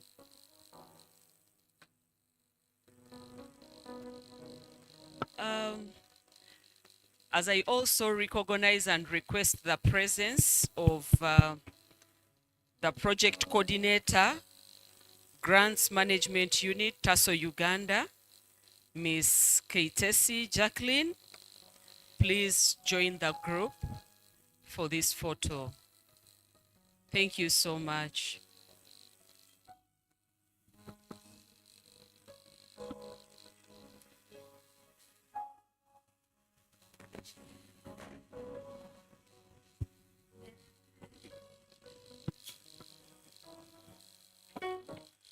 And let there be hope. This should take us just a few minutes, shared and among us.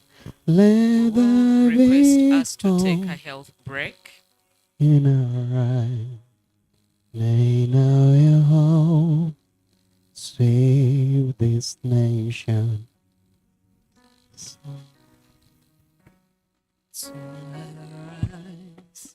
Give us a fresh understanding of brotherly love. After this specific group, I kindly request everyone of us to join in for another photo as we prepare for the health break.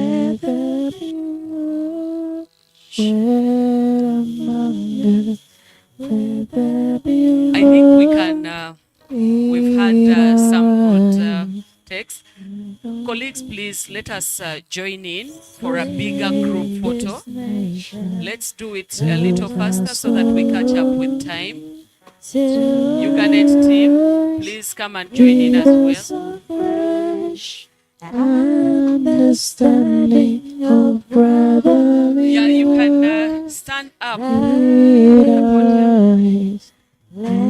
Please don't leave. Don't leave. The members who are there first, kindly don't leave. We need to have you in the bigger group photo. Let there be love shared among us. Let there be love Let us move a little faster, please. made out Let's your stand at the love. podium, up at the podium, so This that nation we're all in the photo. knows us, O Lord, to rise. Give us a fresh understanding of brotherly love. That is all. Let there be love shared among us. Let there be love. Let there be love shared among us. Let there be love in our eyes. May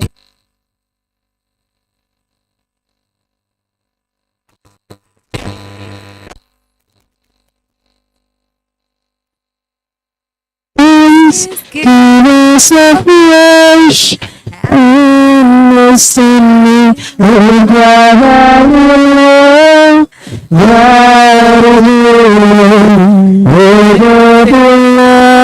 Break.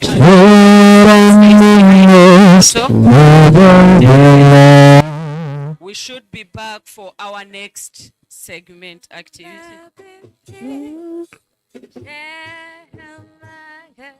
Let there be joy in our eyes.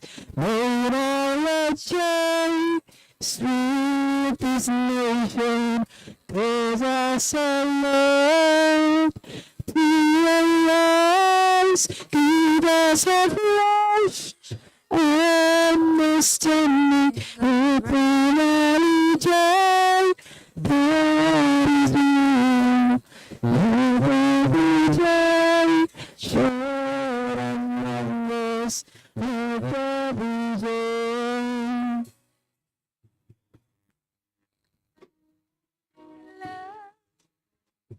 As this group winds down, the band, please be ready. Tehila band, get ready for your photo as well.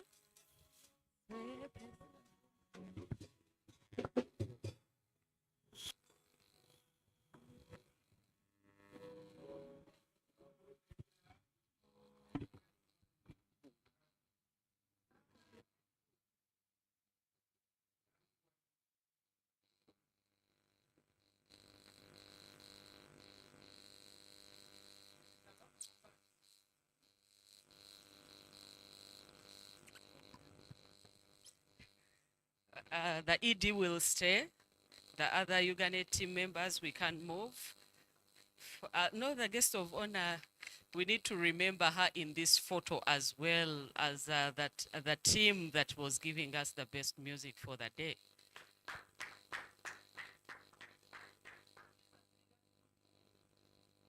Hey, you people haven't been smiling.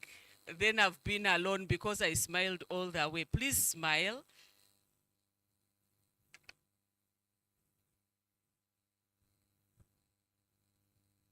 Shall be back at 11:50 for our wellness and health care.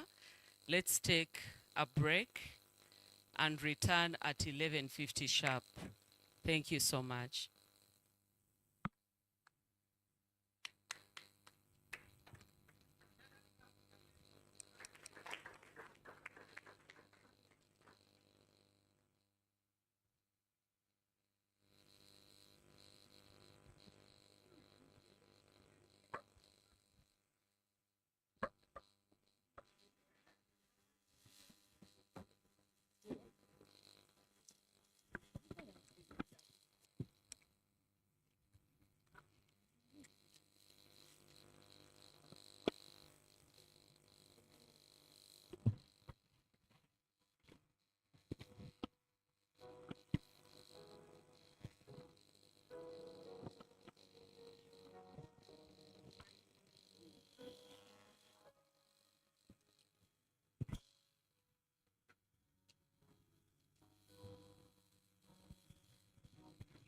Hallelujah, salvation and Lord,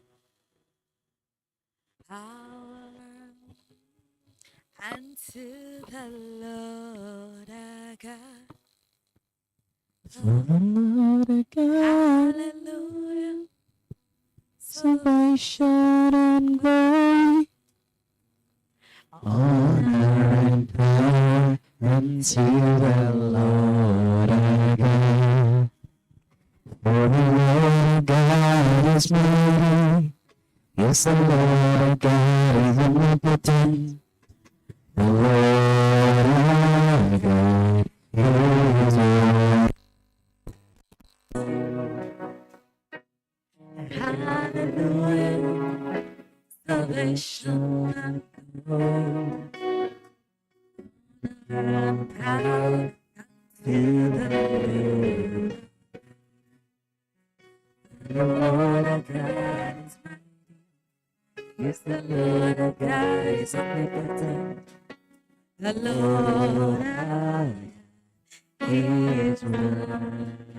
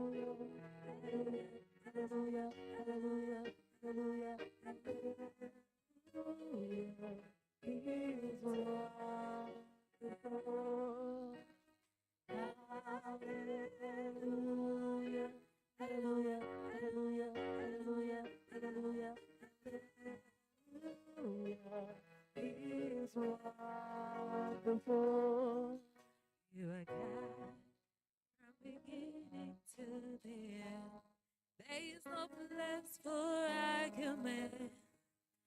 You are God all by yourself. You are God from beginning to the end. There is no place for argument. You are God all by yourself. You are God from beginning to the end. There's no place for argument. You are God of myself. You've got times and seasons in your hand. You call for light out of darkness. You don't need a man to be the God you are. And to have chosen to call me your own. You're God from beginning to the end. So human. You're God of myself. You're God from beginning to the end. There's no place for human. You are God of myself. You said what you have been looking for, and then you call my name, and then you show me love. Oh, you take my heart, I give it to you. It belongs to you. You have taken over me, yeah. Surround everybody. Thank you for me. Here's the which no man can do.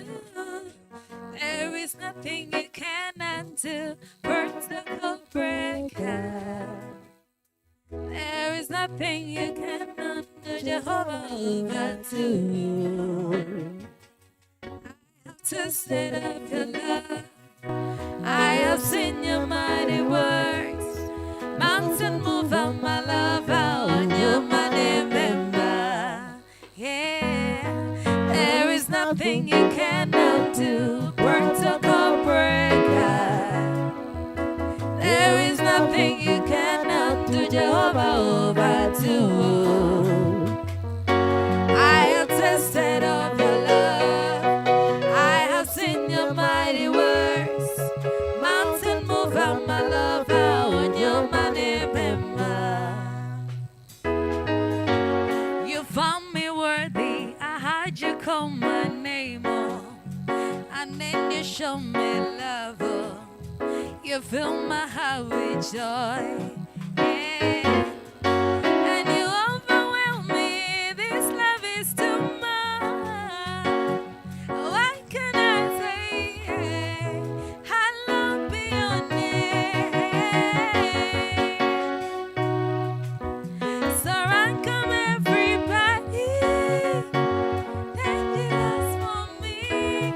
He has done that which no man can do. Yeah. Surround come everybody. Thank you that's for me. He has opened up the door. There is nothing you cannot do. Protocol breaker. There is nothing you cannot do. Jehovah do. I have tasted of your love. I have seen your mighty works. Mountain mover, my lover, on your mighty member. Thank you so much, Tehila. Thank you, Tehila. Let us get back to the room for our next session, which will be moderated by my colleague, Mr. Ongodia Boaz.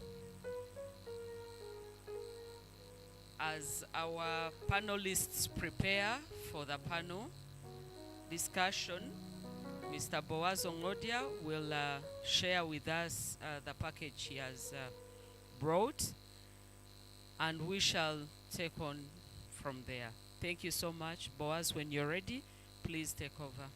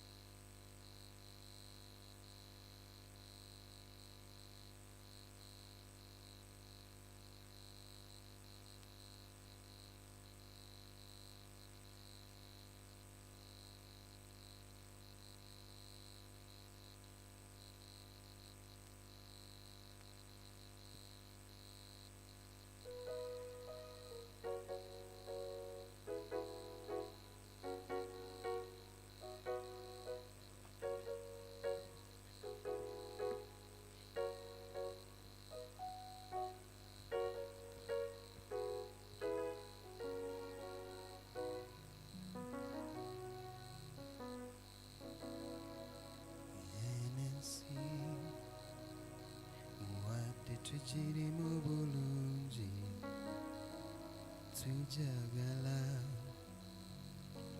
kubanga nungi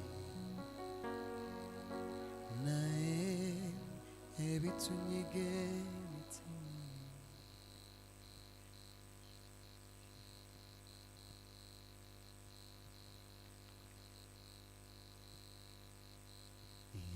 ensi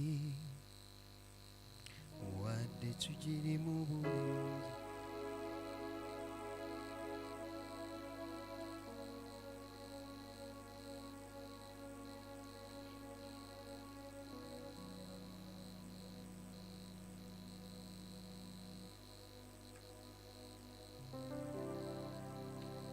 ensi wadde tugiri mu bulungi tujagala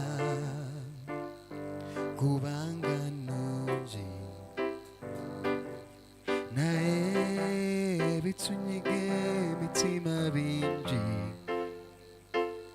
ebireeta ebiwundu ku mitima bingi bwesalawo ekwanika mu lwatu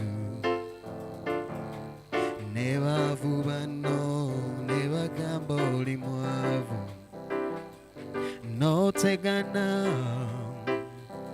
obeka obulungi bw'omala n'obiwummula nga tewali ssuubi tewali akeera ku makya n'ayita obwavu timujjeno nze nkoye obugagga tewali akeera ku makya n'ayita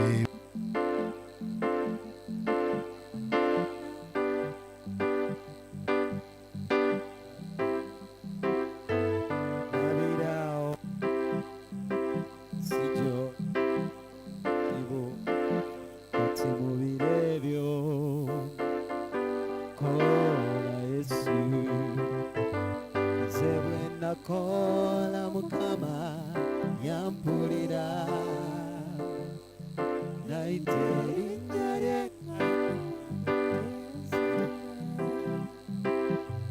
yawulira eddoboozi lyange nga likabira wala mu buzira bwe nakola Mukama yampulira bwe nakola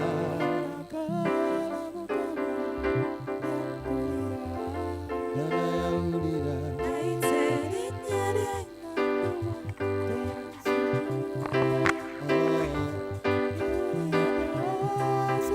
yawulira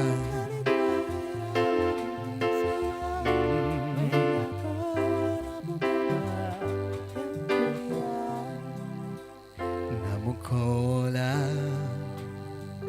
ng'ennaku ennuma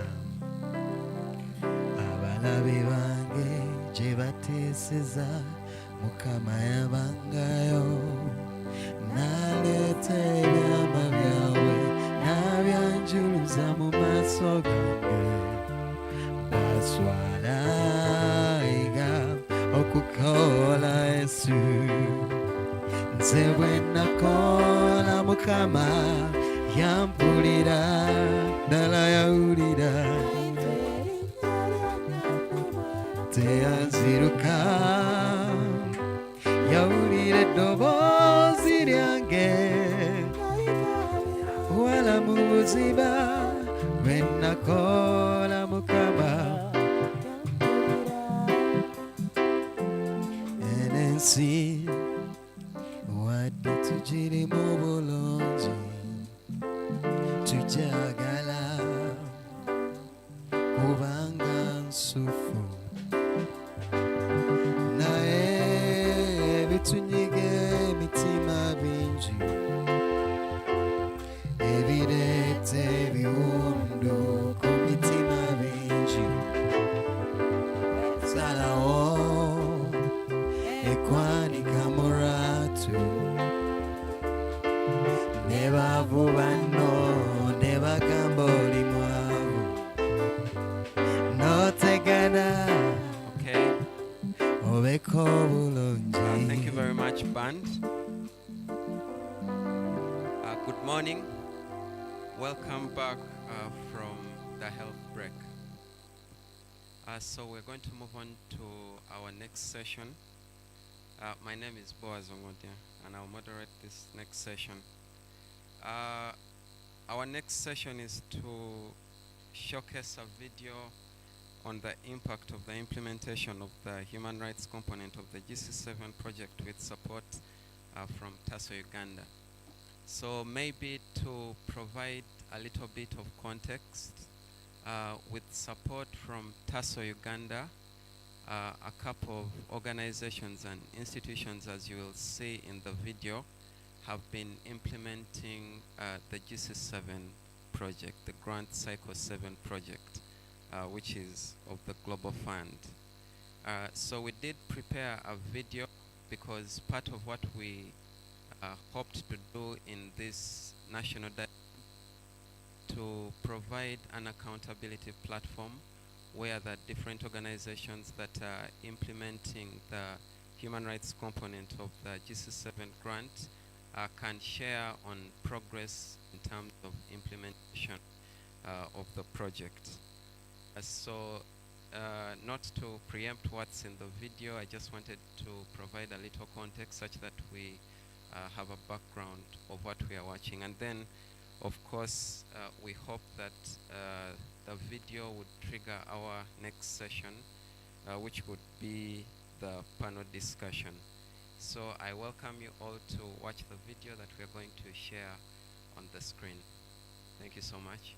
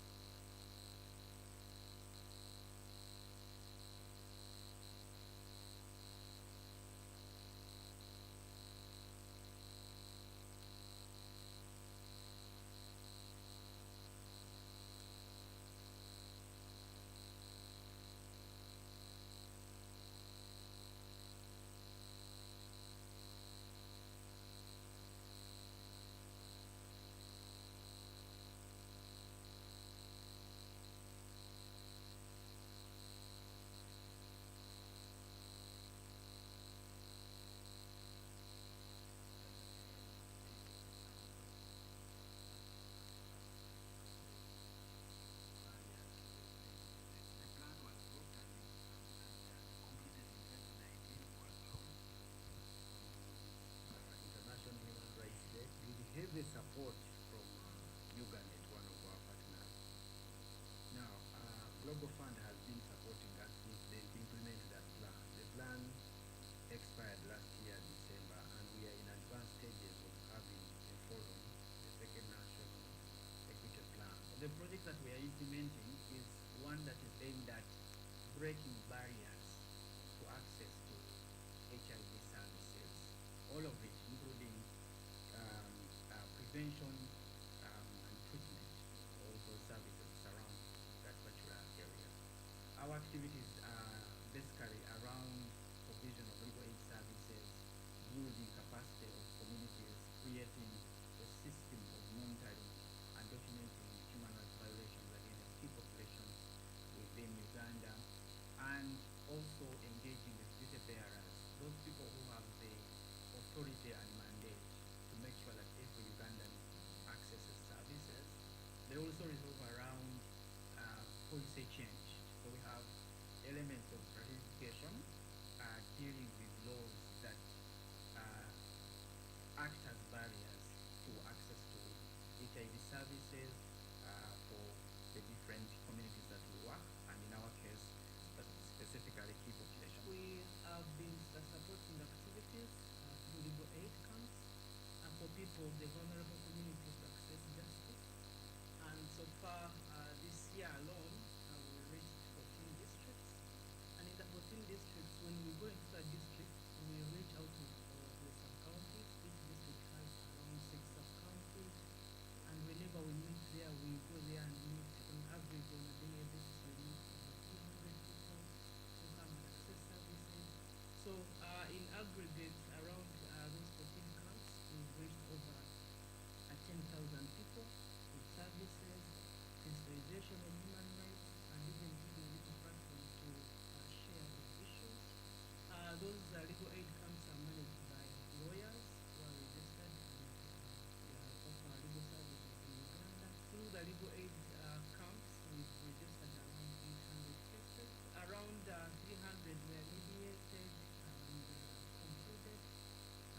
A few of them are still pending, and we are still even supporting them to access justice.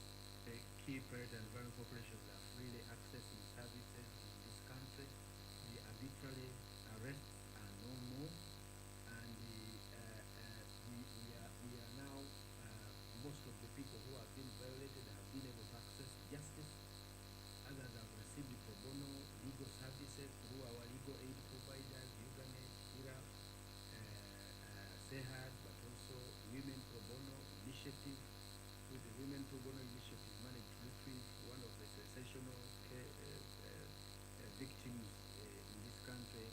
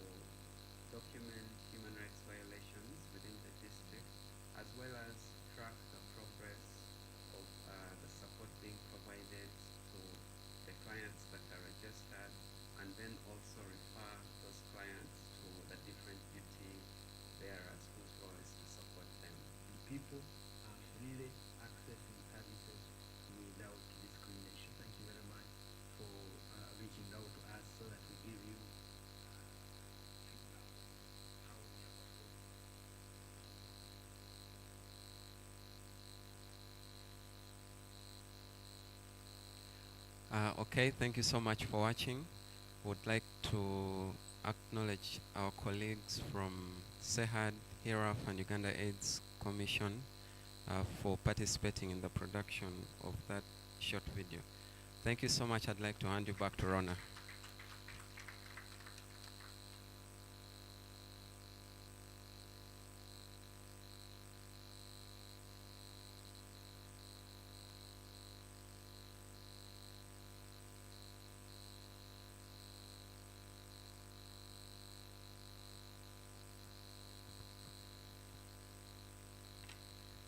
Thank you so much, Boaz. And this actually sets the pace for us for the panel discussion. And as my other co-moderator prepares to take over, and as the panelists get ready for the session, allow me recognize the presence and very special presence of my brother, my friend, my colleague in the struggle, Supercharger. Thank you for your ever presence in the rooms where Uganet sits and speaks. You have been in this with us as an individual. We introduce institutions, but it's very lovely to introduce an individual that has never given up on this battle against HIV. Thank you so much, my brother, for being around. Miss Allen Kutesa, I kindly request you to take over the next session and invite your panelists. Thank you so much.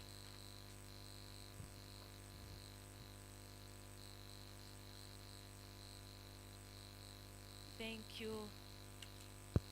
Thank you so much, moderator. And thank you, the different partners who contributed to putting that video together.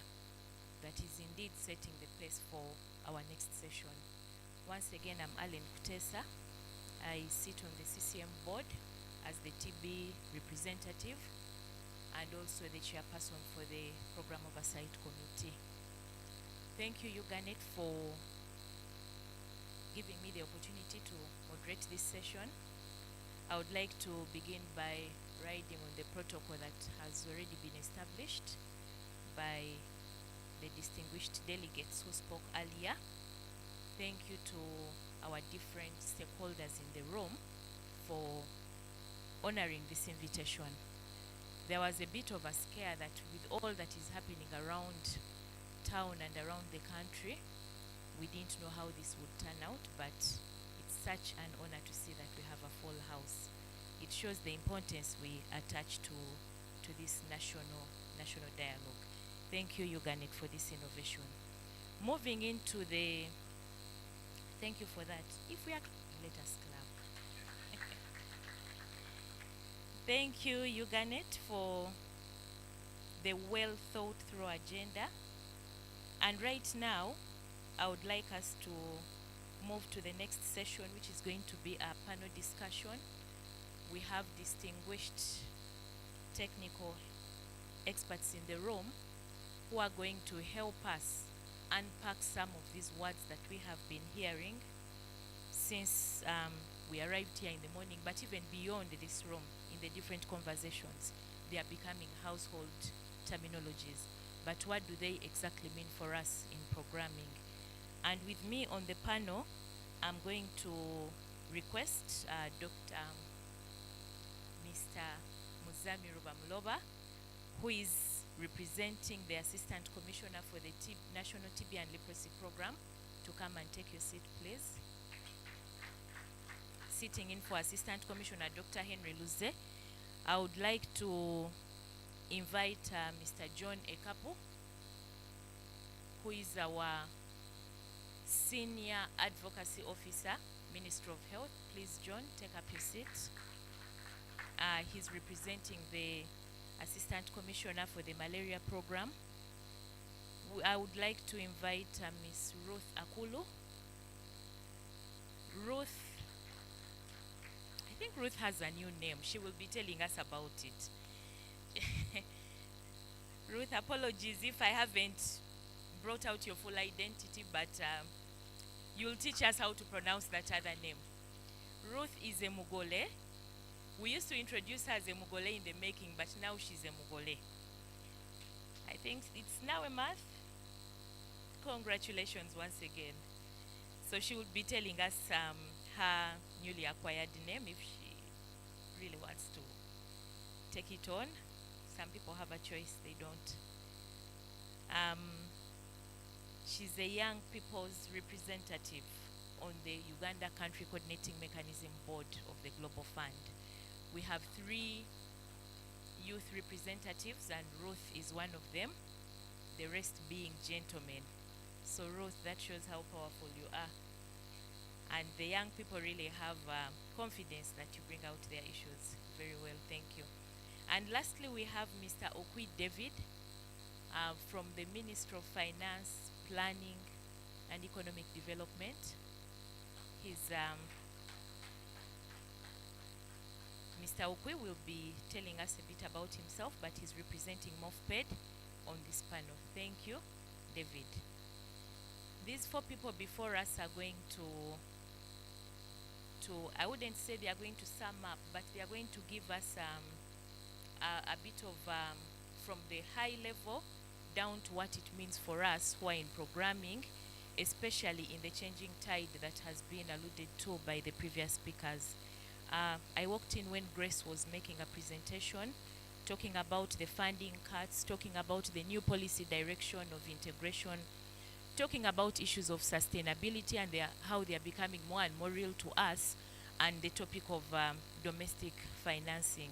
But what exactly do they mean for us as programmers in the responses of HIV, TB, malaria? When we talk about them, they go beyond the service delivery at facility level. But when we go back to the community, where we have to talk about beyond the health products, the commodities, we have issues of gender, equity, human rights that have been eloquently presented by Dr. Shaban in the documentary. What exactly does that mean for us, and where do we need to put attention as programmers, as planners, but also as implementers and service users at the same time? So each of these is going to be given maximum 10 minutes to tell us a bit of what has been allocated to them, after which we shall have responses from the House, and then we wrap up the session. I'll take it on by beginning with Muzamiru. Muzamiru is a community systems specialist from the Ministry of Health, but specifically attached to the National TB and Leprosy Program. Do we have a microphone? Muzamiru is going to be talking to us about the lessons from the TB HIV collaboration and how integration has helped or can help sustain lives from the perspective of the ministry, but also as a community system specialist.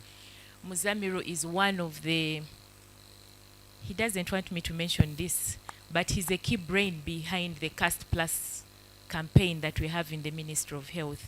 CAST is helping us to do wonders where we go out and look for TB, look for HIV, look for malaria and other NCDs, rather than sit at the facility and wait for them. And believe me, we are getting tremendous results from it. Muzamiru, we are so happy to have you in the house. Please go ahead and share your experiences, the lessons we are learning from the TB HIV collaboration, and how, in your view, integration is helping or can help sustain lives. As you see us here in the room, there are so many fears around integration. Fears that are not merely perceived, but evidence-based. How do you help us to keep calm amidst everything and to give us hope that working together, we shall actually achieve results within the integration agenda as our new policy direction? Thank you, and over to you, Muzamiru. Thank you for the introduction.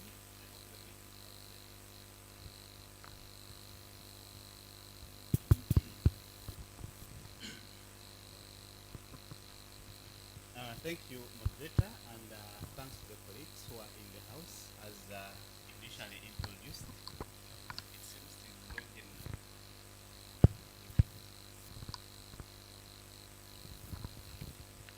So, as the issue has been put forward, it's all about the lessons learned.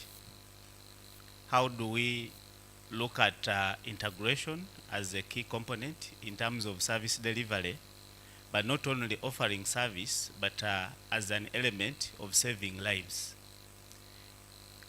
Looking at the different dynamics that have actually set in, we see that the way to go is to look at embracing the different concepts that can make us reach to those individuals that we intend to serve at the different levels.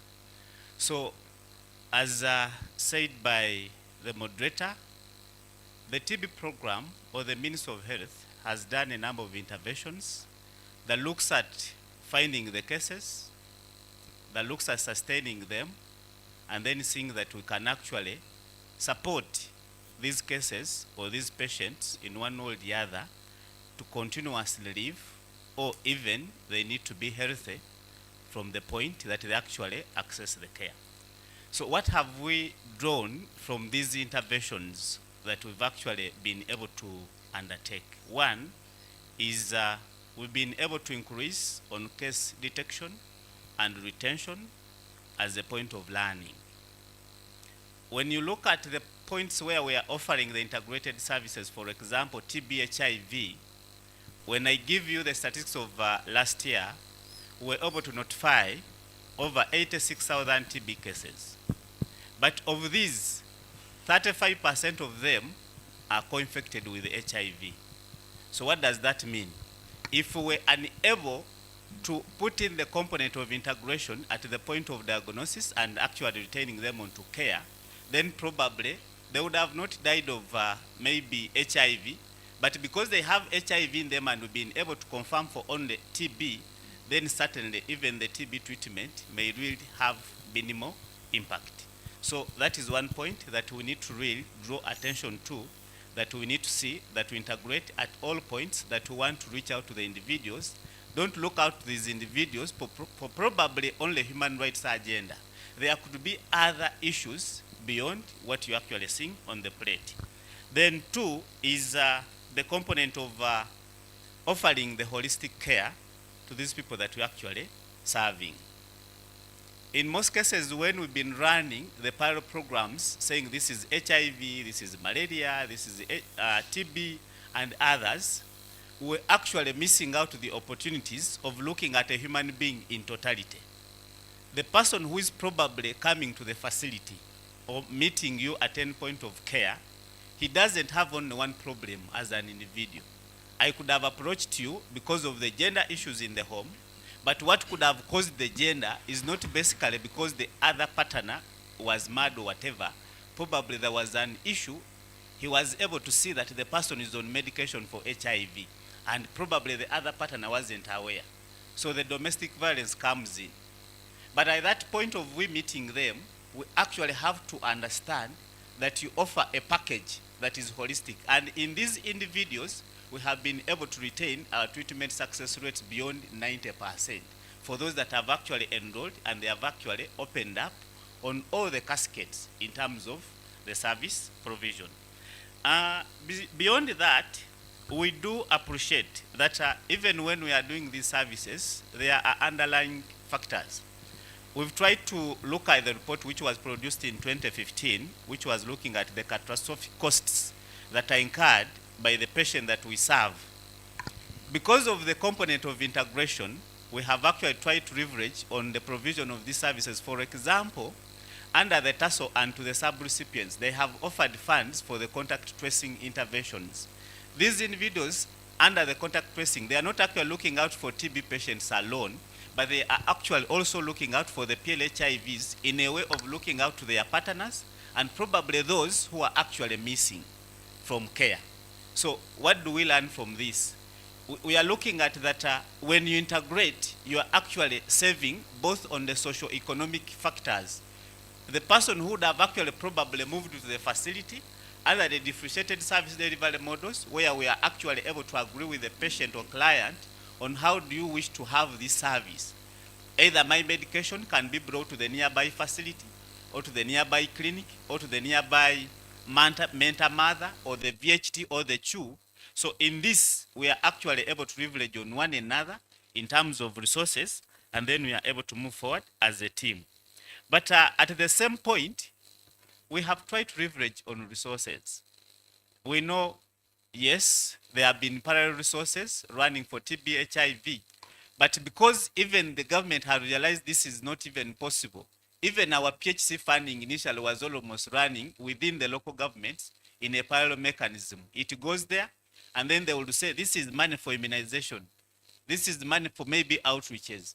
But now the integration has actually supported to say, if probably the immunization component has money, the HIV leverages on them when they go for the outreach. The malaria leverages on them for either following up with the nets, leveraging on them. So these are the things that we need to see how best do we either document them and popularize them, so that at every point that we actually interact with the community members or with our clients, we are able to pull out something that really makes it good.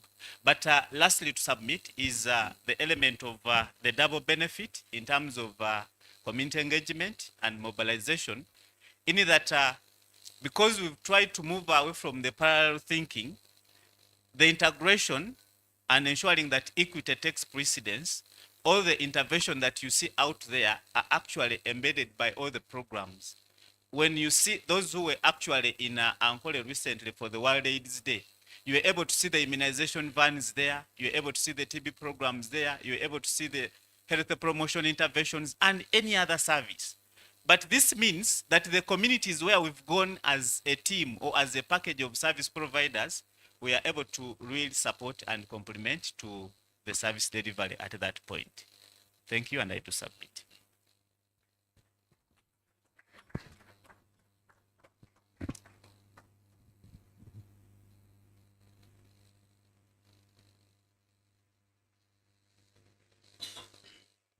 Thank you very much, Muzamiru. I know given more time, you would have a lot more to say.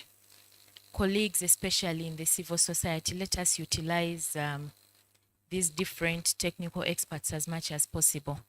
I must say, with a bias in TB, Muzamiru has been very, very instrumental in bringing out the role of communities, especially in the fight against TB, pulling TB out of the medical circles to look at the social, economic, and behavior implications for TB. So Muzamiru, thank you very much. And I like it when you mention our peer groups down there, like the mentor mothers, the communities of people living with HIV, as also being recognized as part of the structures, which at some point we thought were fading away as a result of within the formal structure, which has not yet become very clear. So Muzamiru, we are banking on you to really bring out that critical role they play, like you have demonstrated it. I like it also when you say we move out to find the cases, link them to care, sustain them, and follow up somebody to either completion of treatment, but also to keep on their medication as required. So thank you very much. Muzamiru brings out the issue of integration, the benefits as he has mentioned, but both at individual, family, and community level, issues of the catastrophic costs, the savings in terms of time and money, and the double benefit as he has called it. So thank you so much. Let us keep our, in case we have any comments, contribution to give or questions, let us save them. After all the presentations, we shall get back to you. Thank you very much. I would like us now to move to Mr. John Ekapo Robert, Senior Advocacy Officer, Ministry of Health, for, in the area of TB, HIV, and malaria. When we talk about integration for efficiency, John, how do you see us strengthening this multi-disease integration without compromising the quality of HIV services? Or beyond HIV, we are also talking about malaria, we are talking about TB, we are also talking about NCDs. How do we maintain the quality? What assurance do we have in the house that quality is not going to be compromised as we roll out, as we embark on this monster called integration? Thank you. Sorry, I have to keep moving the mic. Yes, thank you very much, our moderator. And good morning, everyone. I think it's still a morning. Yes, protocol observed. I know it was already stated, and my work is basically to share with you briefly. My name is John Robert Ekapu. Like the moderator said, I'm the Senior Advocacy Officer, coordinating the advocacy efforts within the HIV, TB, and then malaria. So I send you greetings from the Director of Health Services for Public Health, Dr. Chabainze Daniel. He was meant to be here, but is committed in another engagement. We are doing the program review, annual program review in Munyonyo, so he was not able to join us. But I requested me to stand for him just to share a few highlights, like you're saying. So maybe to start by thanking the team that organized this meeting. Thank you very much. This is very important. And I wish you a happy Human Rights Day. It's a very important day. Okay. My assignment, like you said, is comprehensive, but also needs enough research. But maybe just to try and summarize, we are looking at how to strengthen multi-disease integration for efficiency without compromising HIV service delivery. So I think, like you're saying, the issues that have been coming up, that integration is interfering with some of the interventions. You know, there's a bit of bias, there's a bit of this and this. But when you look at the three elements here from this assignment, is one, the issues of integrated health system. So this is a core concept that comes out from this element. And we talk about the integrated health system. We are trying to look at how the different interventions, how different systems work together to achieve a certain outcome. So that's what, as a ministry, that's what to look at. But two, also in this question, we are looking at the efficiency in the health system. So again, we are looking at this. I'm just trying to summarize the concepts within that. So the efficiency in the health system, we are looking at how best we use the little to achieve bigger results. So again, these questions, the topic is almost related to that. And then obviously when you're talking about the issues of integration, the aspect of resilience of health system comes up. How do we try to mitigate the different shocks within the system? And then obviously the other key concept that comes out of that question is the non-interference of the different services. So those are the key core concepts that I'm going to talk about. But maybe on a big analysis, we are trying to look at what's the problem. And I think this problem we all know. Why do we talk about integration? Or why does the ministry advocating for this aspect of integration? So I think the first one, like most of you have said, the aspect of the shrinking space, the shrinking financing in the sector. This is one of the concepts that comes out. And you're aware that HIV, TB, and malaria, almost around 90% of our funding and external dependent. So that alone brings a bit of fears within the sector. And also, you know that historically, the funding is actually limited, but also we are just depending on the aspects. When you look at, for example, HIV, I know this was already said, the actual budget that's allocated to HIV at the moment is still kind of, I know Uganda AIDS Commission might be having this information, but also when you look at the 0.1% that mainstreaming within the different MDS is still a small percentage that maybe we as advocates need to push forward. So you find there's that limited kind of aspects. So that's one of the core areas that are encouraging us to do a lot of integration. And you also know that because of the shrinking financing, there are some areas that we have been used to. For example, the vertical chronic models aspect, the mixed models, all these have been affected because of that. But now we are trying to see how best do we use integration to kind of harmonize that. Then also the other issue that we looked at as a ministry is the duplication. You all know that there was aspect of duplication everywhere, where we are running up and down one activity, you're doing it almost to different stakeholders, and then the other aspect of fragmentation of health system. So these are some of the core areas that provoked the ministry to ensure that at least this aspect is harmonized. For this, we see that actually, like my previous colleague has said, there are kind of achievements that we are seeing right now. And the recently concluded conference on communicable and non-communicable diseases, you heard about some of the districts giving their testimonies on how integration is improving within the promoting the aspect of improved health, but also how we are utilizing resources well, and the different thing. I know some districts are still facing challenges, but I know at least there's a bit of the aspect that's coming out that integration is doing well. So as a ministry, how do we ensure that we don't compromise some of the services on HIV? So I think looking at the mandate of the ministry in general, we are all aware that we provide the stewardship, but also the leadership on the health sector, but also they are responsible for policy formation and supervision of the different activities and strategic planning, among others. So based on that, we are able to come up with some frameworks that ensure that we don't face challenges and we don't face interferences within the sector. One is within the intervention, one thing that we need to acknowledge, this process has been going on, or the term integration has been there before.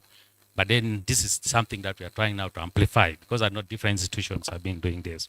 But what we have done on integration, we have established the technical working group for a camp on integration. And this technical working group has a role to play in terms of ensuring the provision of technical advice on the different areas. We also have to ensure that they develop the frameworks to ensure that there is that equitable promotion of integration agenda without affecting other intervention. They also are responsible for coordinating the engagement of the different stakeholders and then monitoring the progress of integration. So we see that's one body that we are really utilizing to ensure that at least these frameworks are set and we don't operate outside the context. Two, I think for you who have been reading, we have on the 7th of February 2025, the minister issued the circular, which was sent to the different directors, regional hospitals, the CAOs, the districts, and all in the MDS on integration. So one aspect within the circular was to ensure that when we are conducting the integration at different levels, one thing that comes out, we need to build capacity at that facility at the different levels, so that we don't miscalculate the aspect of agenda. So trainings and orientation of health workers here is very important. And obviously we continue with the continuous medical education at different level. We have webinars that are conducted to ensure that there's aspect of continuity in knowledge, but also to avoid aspect of discrimination maybe coming up and all that. So we have all these aspects going on, but also we have the emphasis is also within, will align to the different policies as we do this, because the ministry is responsible for the policies. So we have to operate this within the policies of the ministry. So that's one area that we're looking at. Two is on the data. We also take advantage of, the circular also highlights about the electronic medical records, because I know with the data, we're able to prevent some of the abnormalities, but also to improve on planning. So this is one area also that the circular is emphasizing, that as we implement, we need to look at how we operationalize this and also to avoid going off topic. The client feedback is one of the aspects that is emphasized, that within the different institution, within the different health facilities, we need to get a feedback. And I think this is now participation within the health facility. So this is also one aspect that helps us to ensure that all the services are provided equitably without any interference. Two, I think based again another instrument that the minister has put forward that is being developed is the framework on integration. There's a guide which is already being developed to provide the different way of how we can implement the aspects. And this guide again emphasizes the leadership within the different institutions. So we want the commitment from those leaders and to ensure that all these guidelines, all integration agenda are well captured and also well implemented. So we need the participation of leadership within that. So that also comes out very well within the framework. Then two is on the service delivery. We also saying, I think this one I mentioned it before, that the capacity of the service providers has to be built and to avoid the aspect of compromises and all that. So this also comes out strongly and is being operationalized in the different areas. And then community engagement, again, this one comes out very strongly within the guideline. We need to ensure that within the community we have key stake actors, civil society, CBOs, religious leaders, and all these. They need to push for this agenda at the community level, but also looking at the facility level. We need to continue with the education on health promotion at that level. So these are some of the mechanisms that we are putting in place. And I know, like I said, this is a living agenda that has to continue building up. And as a ministry, obviously, we continue to commit to ensure that the equitable implementation of the agenda as the ministry. Then two, we need also to continue tracking any emergencies that come up. And all aspect of resources, we are talking, this is cross-cutting. It's one area that we need to work collectively as a team to ensure that all these are harmonized. Enforcement of the policies, the laws, and all within the fraternity. We need also to ensure that we work hand in hand with the team. And then obviously the aspect of the public-private partnership aspect has to be amplified in all this. So I think in brief, that's what I can give at that level. Thank you very much.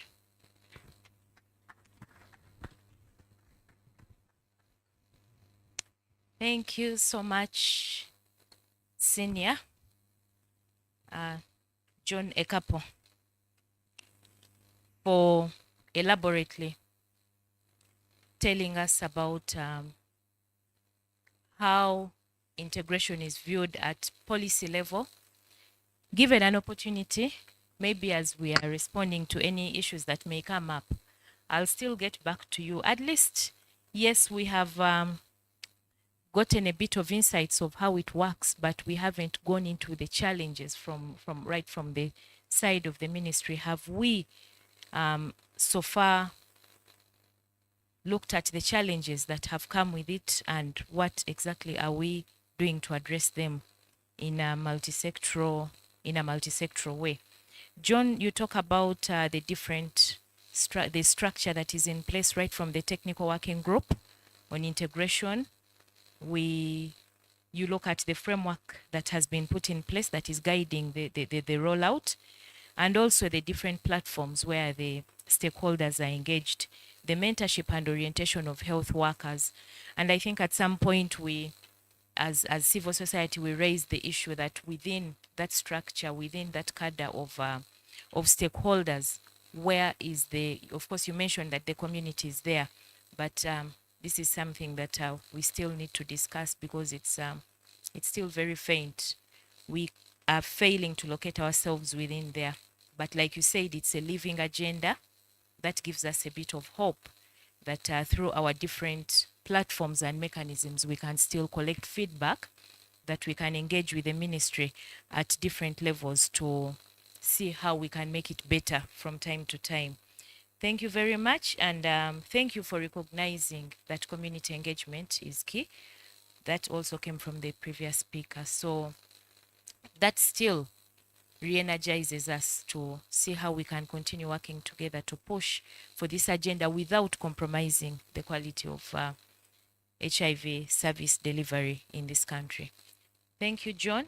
And once again, let us keep our comments. We'll get back to him. Over to you, Ruth. Mrs. She's going to tell us about her new name. But for now, we keep to Miss Ruth Akulo, the youth representative on the Uganda Country Coordinating Mechanism Board. That's the CCM. But we also acknowledge that you hold different portfolios. Ruth is a very courageous young lady. She has shared testimonies on different platforms, but she has also not spared what she has achieved over time to build a generation that meaningfully engages for the betterment of the lives of young people in this country. Before I hand over to Ruth, I would like to give a disclaimer that when we look at the program, what Ruth is actually about to share is a personal testimony. But as we are here for human rights, ethics, integrity, equity, and all that, let it start with us. There's a humble request that it stops here in the room. If Ruth feels the need to share her testimony for others to learn from her, she will do it herself. So let us observe that. Let us respect that privacy and confidentiality. But Ruth, once again, thank you for coming out to use your personal testimony to not only to uplift young people, but also to inform programming. And I like it when the chairperson of EOC mentioned that we plan with, no for, but with the young people. So that brings to light. And I don't know how, maybe Grace, you stole the notes from the chairperson's remarks to bring that to pass. So Ruth, thank you so much for coming out boldly, and we are really hopeful and excited to hear your story and many other things that you have for us today. Thank you. Thank you so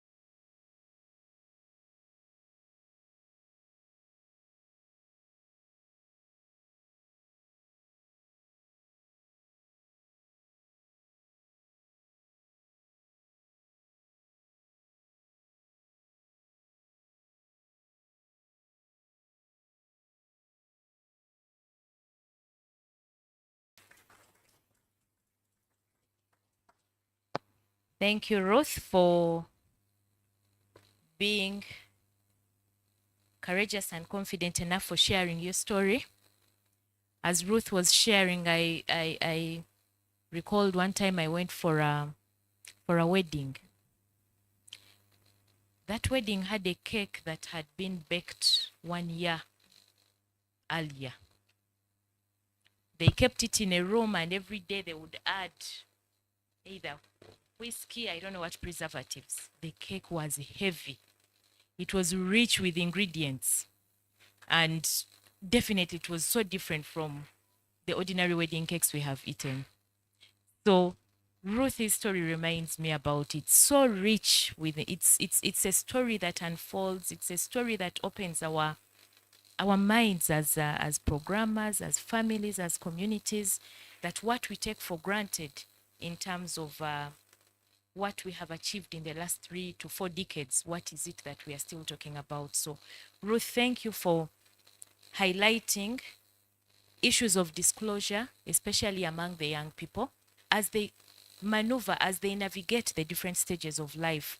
Do we look at this child right from birth and then we program for them accordingly in an age-appropriate manner? So, Ruth, thank you for bringing that out. And the issue of stigma reduction, the role of the church, the role of religious leaders, church, mosques, or the different faiths that we subscribe to. But most importantly, the resilience. Ruth, thank you very much for sharing your story. Thank you very much, because her resilience goes beyond the funding cuts. It's a life story, but now she crowns it all by bringing out what the funding cuts are even escalating in terms of the challenges. Programs that have been phased out, programs that had a magical touch previously, but because of the funding have been phased out. And hearing from a young person's voice, she's crying out to the programmers, can we sit again and rethink, see what programs worked and how we can revive them at national level, but also in our work as civil society, as communities. Ruth talks about the burden of disclosure that goes beyond the individual to bring up about all the surrounding of this person, the young person.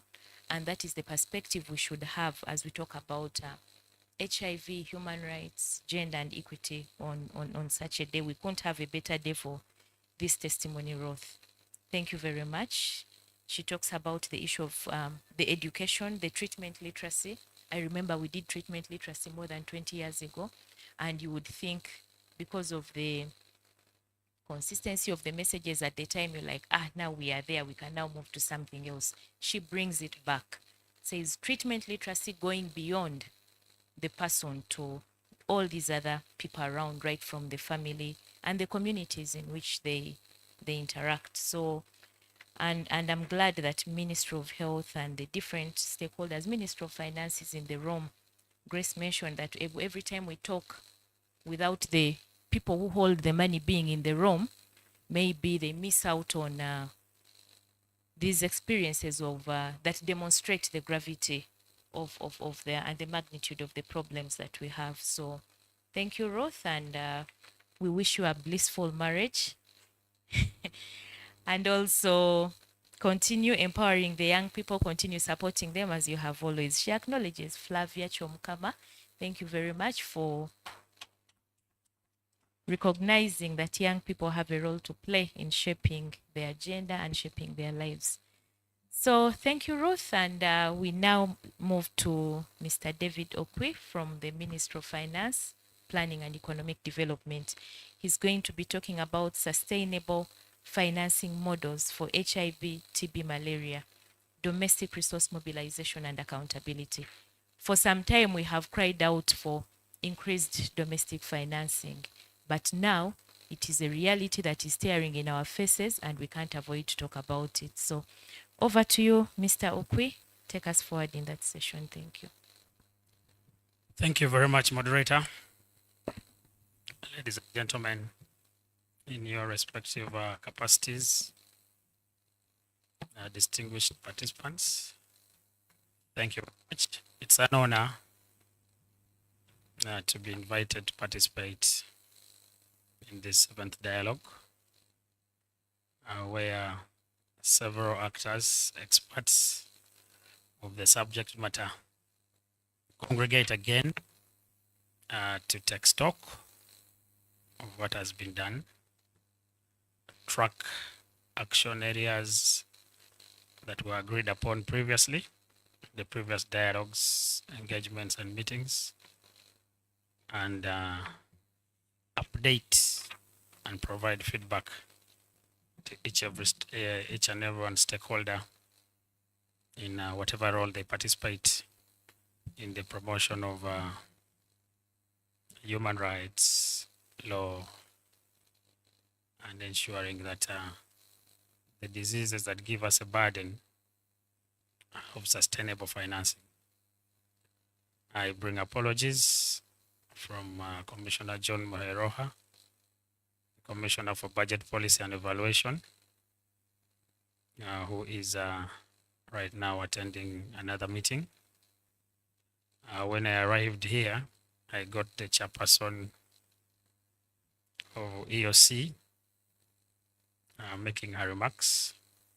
And in fact, one of the things that delayed me partially was to ensure that the certificate of gender and equity is issued by the minister before we lay the budget on 15th, which is a Monday.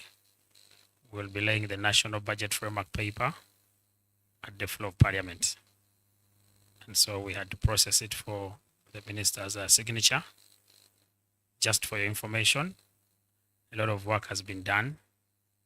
The EOC assessed the 18 programs, and when they did, they noted that our national average has improved because of the tremendous work that they have done in line with the PFMA law and in line with the EOC Act, Cap 7, that require that the National Budget Framework Paper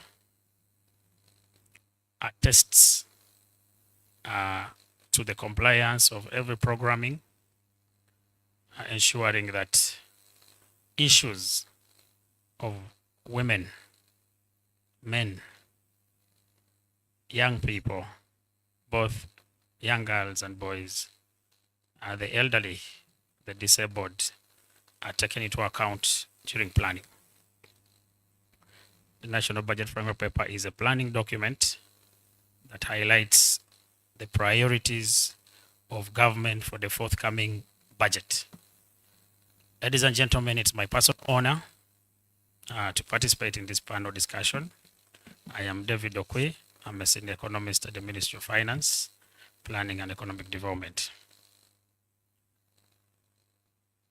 Before we go into sustainable financing for HIV and AIDS, TB, malaria, human rights, and the law, I would like to give a background. When government adopted the comprehensive planning framework in the early 2000s, wherein it was agreed that we have a planning document called the Vision 2040, segmented into 6 5-year development plans. Every aspect of the economy, from the opportunities to the challenges, was studied. To date, we've implemented 3 5-year plans, starting with the National Development Plan 1, National Development Plan 2, and just recently concluded National Development Plan 3 that closed on the 30th of June 2025. As we speak, the budget of 2026-2027, for which we are laying at the floor of Parliament on Monday, will be the first to implement the National Development Plan 4. The current one, will be the second. The current budget, the one we've just started in July, was the first. And within there, we have an accelerator called the Tenfold Growth Strategy. I implore all of you to read it because the Tenfold Growth Strategy prioritizes accelerators that we require to grow the economy. Then in 2024, 2025, from $53 billion, as at June, the economy has grown to $68 billion. We want that economy to grow to more than $500 billion by the year 2040. So each of the remaining 3 5-year development plans has interventions that will trigger economic growth. And once we realize that economic growth, we hope to achieve 3 things. 1, sufficiency of domestic resource mobilization. Once you have an able economy, like the one we had in 1995, following liberalization of the economy, at 11.3%. As at August, we are growing at about 6.8%. For the basics, when we measure the growth of the economy, there is many ways to measure it, but the most common is the gross domestic product that quantifies the volume of goods and services that an economy produces. Once you produce many goods and services, it means 1, you earn revenue from the sale or offer of those goods and services. 2, you earn incomes which are higher. And when households have higher incomes, you know the impact. Poverty reduces. Absolute poverty reduces. The recent UNHS survey indicated that Karamoja, while all regions declined, Karamoja has surged. It is actually shot to about 73%. So that is inequality in a country where we hope that we move in tandem. So in terms of one of the action areas that we need data-driven planning. Without data, you cannot efficiently and effectively plan. And already we have authorities in data collection. We have the Uganda Bureau of Statistics that carries regular national household surveys. The recent one that was launched early this year, in fact, gives us disaggregated data. I implore all of you to utilize that resource. It has special maps that can compare for you parish to parish, village to village, sub-county to sub-county, across the country. Whether you want to pick it on poverty, you want to pick it on health access to a health center, whether you want to disaggregate it to services to women, access to maternal care, the report gives it all to you. And you later on see in one of my way forwards is to implore everyone to read. You cannot do accurate advocacy with obsolete data. Secondly, we need to use systems for planning, execution, monitoring, evaluation, and reporting. As you know, a system is not the tech software. The tech software is one component. The system has stakeholders with distinct roles, responsibilities, and mandates. If you do not read, you will not know the mandate of EOC, and then you will engage a wrong partner. When you engage a wrong partner, you move in circles and waste time and you miss a planning cycle. You must read, know your stakeholders, engage them, and know their planning frameworks. When it starts, when it peaks, and when you need to time in your engagement. And so that is another call to action. And that is how you can loop in. The data is available. Some of it not disaggregated, but we can integrate this data for meaningful use for specific targeted purposes. We need, again, within the systems to build capacity of our personnel. Each of us has different skill sets, has different training, and has different background. Once we leverage all our skill sets, we find our functioning so efficient and effective. We can interpolate this data, interpolate these figures, and even enable ourselves to be able to track these resources. And so it takes me to the third point. We need to ensure efficiency in the utilization of the meager resource that so far we have. If you look at the pilferage that has been recorded within the health subsector, in planning, because we use the wrong costs, or we use inflated costs. In execution, because our procurement systems are not efficient.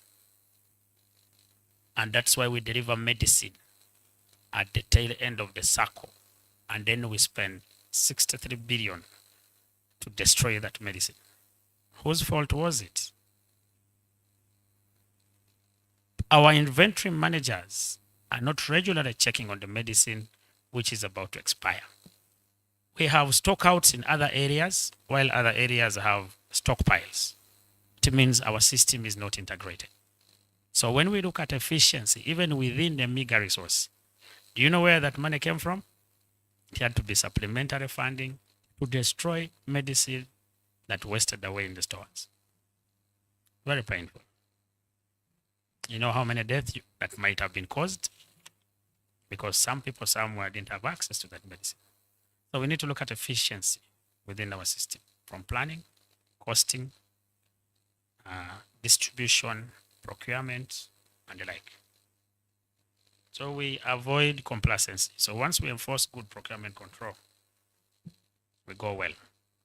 Needless to say, ladies and gentlemen, that whereas we are tracking only the resources that go directly for these particular causes that we're concerned about, we also need to appreciate the stakeholders, especially government, for investing heavily in infrastructure. The reason you're able to go to Kisoro and plan an activity and return is because of the infrastructure that has been put in place. So when you are tracking some of those expenditures, we should now be saying, whereas the road ends at the headquarters or district headquarters, we now require a road that will enable us evacuate a mother from sub-county A to the district. Because many of these guys are broken down on the way, and yet they just needed 5 minutes to save a life of a mother. Or they needed somebody to be evacuated so that they access a better facility. So now we need to increase this distribution. There have been power flare-ups, and a number of people have died because power went off in about 2-3 minutes. And maybe the whole day, there was no power. There's no fuel in the generator. Takes us again back to planning in our health facilities, prioritization of the entire value chain. I recently was joking in a group peer WhatsApp, and I asked them, because they were insisting they needed a first aid box. And in that first aid box, among the things they listed a number of first aid kits, but they also asked for PrEP, they asked for PEP, and they asked for testing kits. So they referred us where we could get it along Buganda Road. And I told them, but you've forgotten one aspect. Who counsels the people who turn out positive? Where do you refer them? And nobody responded positively. And so I told them, until we have a counselor, we will have a first aid box, but we need to operationalize it with the counselor. Because then, where do you refer them? Who will help them? So what Ruth was saying, the entire value chain needs prioritization. To date, we've prioritized the basics. We need to prioritize, much as we've given a lot of information awareness, information communication, and dissemination, we need to prioritize the entire value chain for all these diseases. While we're integrating, we need to prioritize all the value chain. Where do you find the prioritization? And the draft National Budget Framework paper, which we presented to Cabinet on Monday, has an area for program priorities. And then it gives you sub-program priorities. So within human capital development, it will give you 4 to 5 sub-programs. Health, very prominent. Within health, you will see where health is prioritizing its resources. So you're able to check them and tell them, while we looked at, because in January, Feb, Parliament will be reviewing those BFPs. And so that is your entry point. You should be able to come and say, Parliament, we've had you scheduling a meeting for health sub-program. We have reviewed it and not inconsistencies. Or we have highlighted some scattered planning gaps where there is silo planning. You're planning for only one side and you've forgotten the other.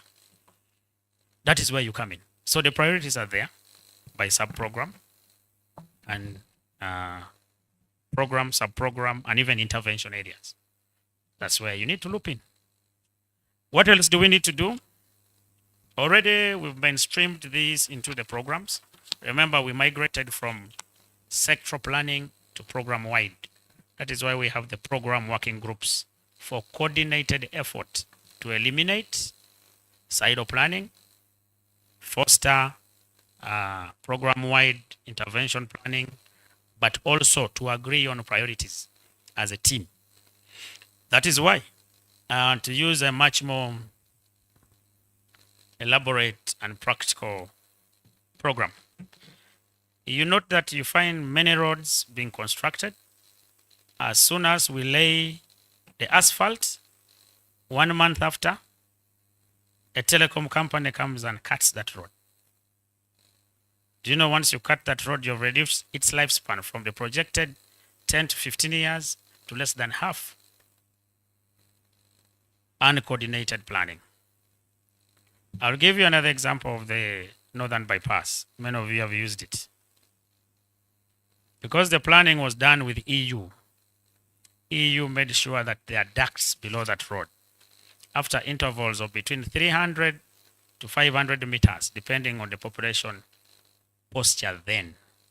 So if you want to run your water, your electricity, your telecom, you will need to move it 300 to 500 meters, find where a duct is, pass it below, and take it back where you want. So you'll never see that road getting cut. Why? Planning. Planning. Coordinated planning. So similarly, in the sub-program of health, in the program of administration of justice, in the program of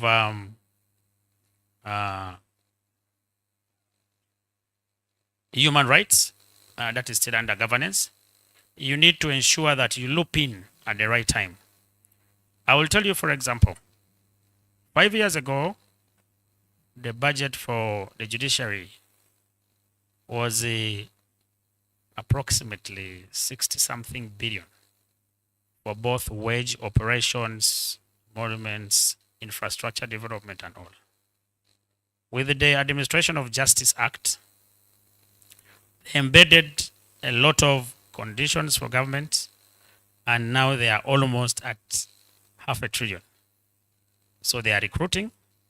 Whether you're tasking those people to promote human rights or not, I urge you as the advocates to follow it up. They have ensured that all the appellate courts have the appropriate number of justices. I don't know whether you're tracking to ensure that they're doing the right thing to reduce court backlogs and the likes. Human rights is one of the most facilitated institutions. You need to check where they're putting that money, whether they're enabling us to fast track and follow through human rights. So, ladies and gentlemen, there are things we need to do within ourselves. Then we can now advocate for more. Now, when we're advocating for more, what are we going to do? Aware that the country now is regarded as a lower middle income status country. It comes with three things. One, they expect sustainability. Two, people who used to give us concessional funding are now saying you can afford. Pick money at commercial rates because then you can pay back. So concessional funding is declining. Commercial funding is increasing. The risks to the economy are high. And so we need to ensure that we look for innovative financing. We now have the Domestic Revenue Mobilization Strategy 2, starting 2025 to 2030. It lists a number of intervention areas that we think we can generate and move our GDP tax ratio from the current 14.5 or 15 to 20 within the next 5 years. And one of them, you need to advocate that some of the money goes directly to health. We do the planning. You are a major stakeholder. Please advocate for that. The other one, of course, we're leveraging development partners now who are coming as PPPs, public-private partnerships, to provide the infrastructure we require. The hospitals, provide the private insurance to avail private pharmacies for those that can afford. It's also painful when those that can afford can't also have anywhere. Then as we strive to advocate for government to ensure that it provides fully for its people through the National Insurance Scheme, as we push for that, those that can afford should be able to have availability. We shouldn't be queuing for gas cylinders. We should be having a number of them in all areas. The other one, of course, is for us to ensure that now we leverage the little funds that we have. Global Fund still supporting us a little bit. Now let's also practice what we preach. While we're holding government accountable, let's also be accountable so that Global Fund can still fund the partners. If they think now they are moving away from government to government, now they want government to development, civil society organization, let's also be accountable. Let's report timely. Let's plan timely. And let's do the right thing for the citizens of Uganda. Finally, and not the last though, but in the interest of time, is that we really want to urge all of us to engage our communities. You've worked with communities. Many times we tailor these plans here. We disseminate them here. The beneficiaries just hear about them. We use data that we get from the internet. We don't consult these people. Remember when we're doing baseline surveys, we don't reach out to everyone. We use a representative figure. So let's engage the communities deeply. They will tell us their needs. And in part of that engagement is updating the information that we have. Because information after 1 year changes. There are migration patterns. There are new emergence of epidemics or other disease burdens within given communities. So you are relying on data. That NHS data is for 23-24, and we're in 25. So it was collected some time back. They had to go and data mine it and then finally disseminate it in 2025. So you need an update. So that update can only be done through engagement, both for the beneficiaries, for all the stakeholders, partners, and our fellow peers. Sometimes we work Uganet, we forget our colleagues. Should be inviting them. I note very much that CS Bag has been representing you in most of our meetings, but I think it's a high time that you write to the Ministry of Finance, engage the PSSC and say, while they're our representative, can we have more representatives? So that you have at least 3 or 4 CSOs attending these engagements that we have throughout the financial year and the calendar year. I thank you very much for listening. Sorry for overlapping my time, but I thought I would emphasize that. Back to you, moderator. Thank you very much, David, for ending on such a positive note of, and I know Uganet and other partners in the room are going to take it up to make sure that beyond CS Bag, we also have more members in the room, because like you said, different backgrounds, different specialties, it will add value to the process. Thank you for looking at health from an economist point of view. It's quite interesting how he brings all these figures, the narratives closer to us. When we easily identify with them, then they become more meaningful to us. Thank you very much. And I hope we can keep interacting along that line. He emphasizes the issue of data, data-driven planning. Read and read and read for accurate advocacy. Know the stakeholders, their frameworks and the calendars for planning so that you fall within those seasons. And the need to realize efficiencies from the meager resources that we have. Thank you for highlighting the importance of looking at this whole cascade and everybody realizing the role they have to play. Because somehow, somewhere, if somebody does not play their part along the cascade, then everything goes wrong. That's when you begin seeing these expiries and how much goes into them. So thank you very much. And in terms of the infrastructure, as we look at the roads, as we look at the structures in place, we also need to remember that we have priority populations where the issue of the road may not make so much sense to them. And for them, it's the water. Do we have water ambulances? What is the cost of maintaining these water ambulances? What other services do they need? Do they need more of outreaches, DICs, as opposed to the normal planning that we do?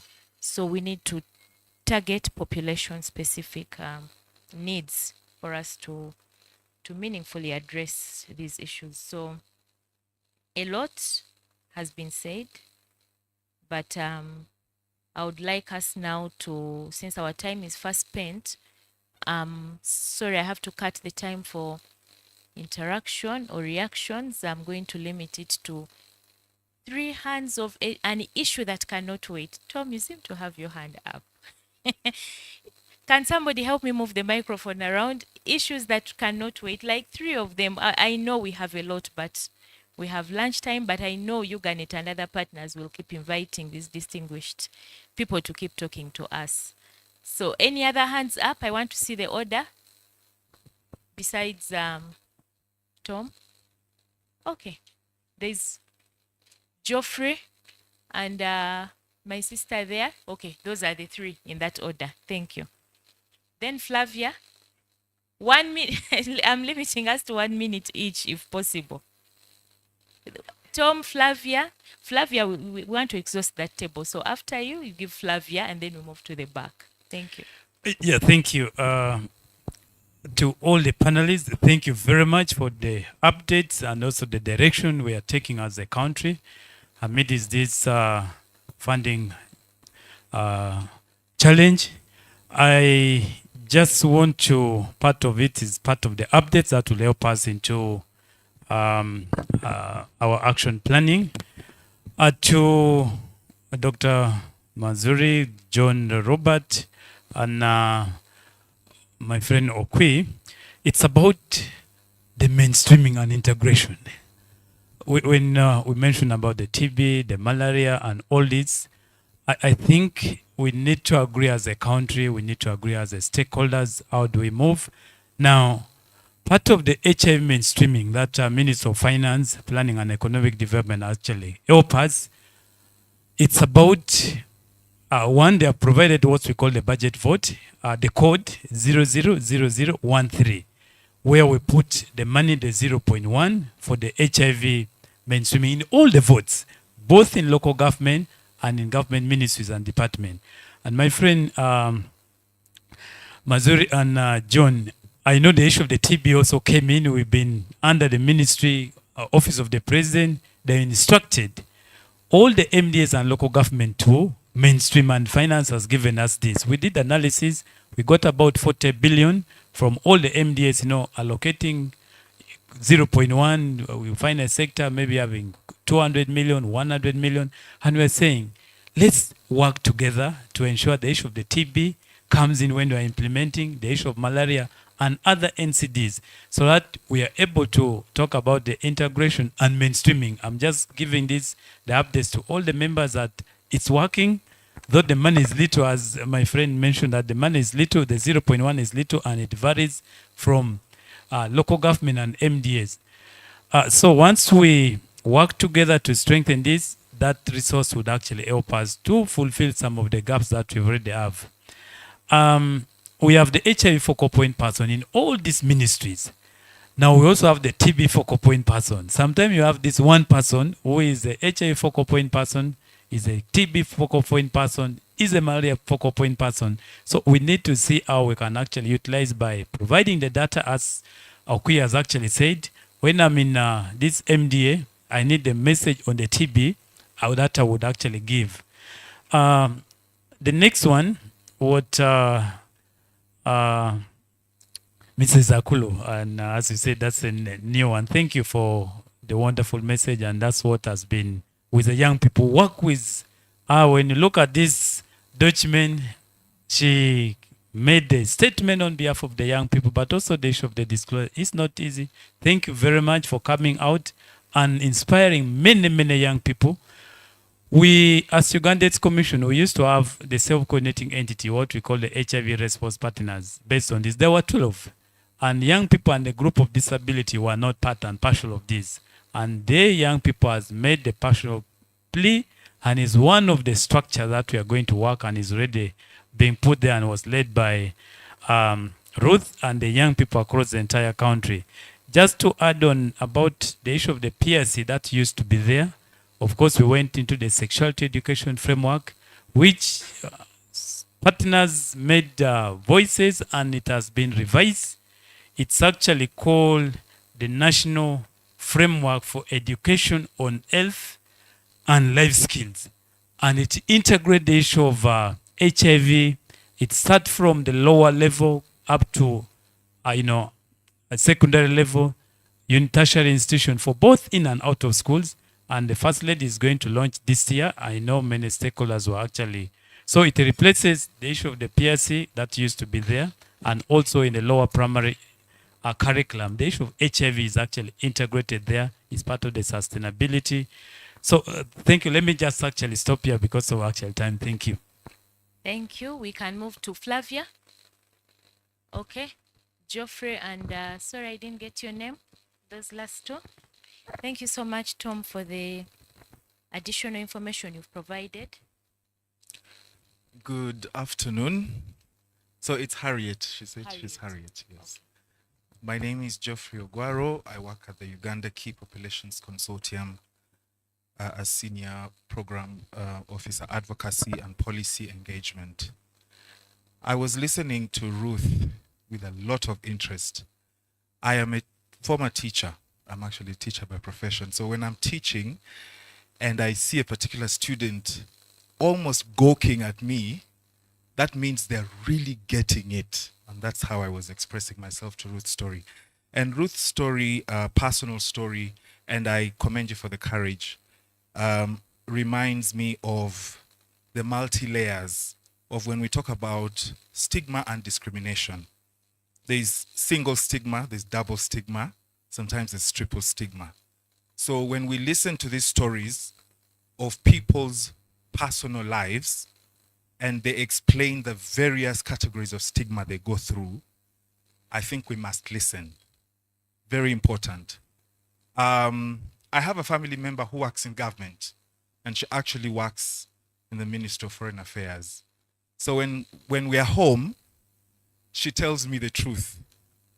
When she's speaking officially, she toes the government line.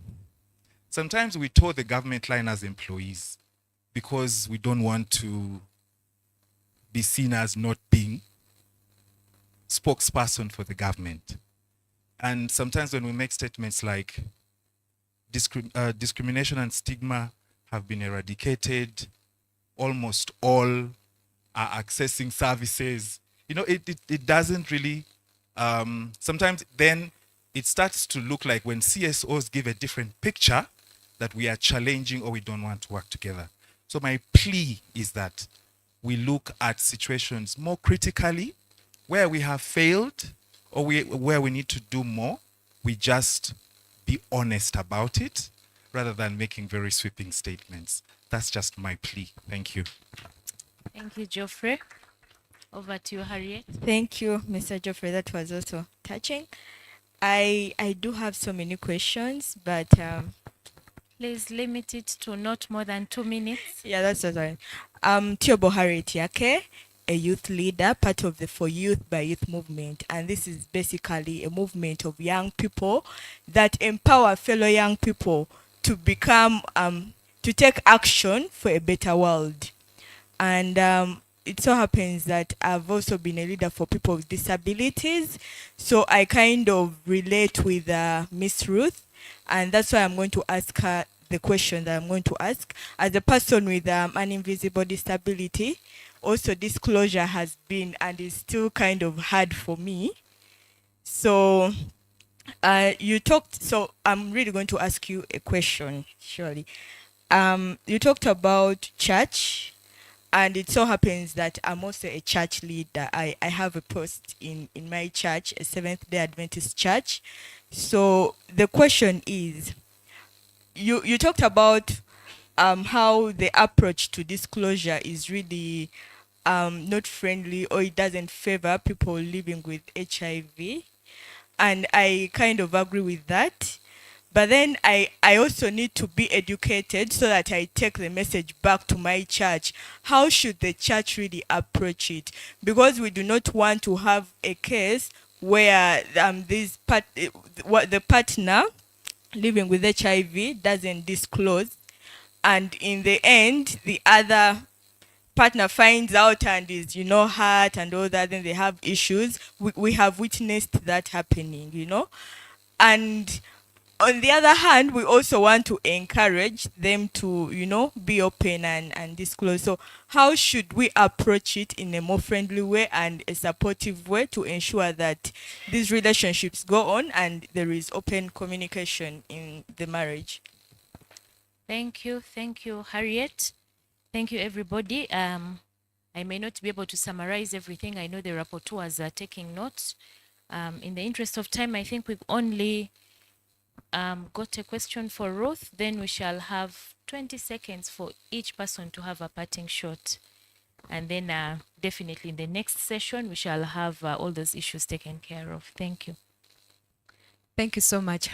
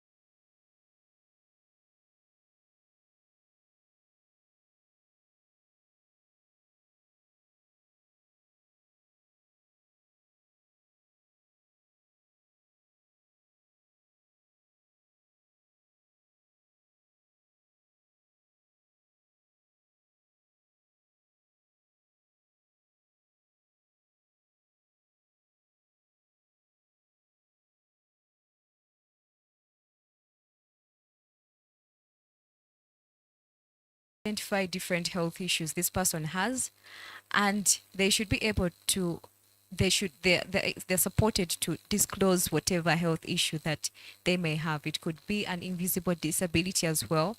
It could also be cancer, but they should not only limit it to HIV, because isolating HIV alone, it's stigmatizing. And then counselors, I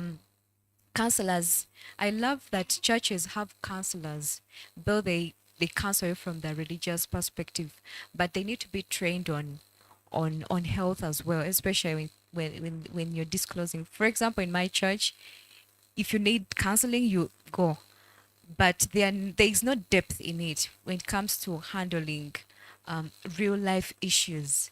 You get, I'm a Christian as well. I serve in church, but sometimes Christians, we also have to be realistic with the real life challenges that we go through.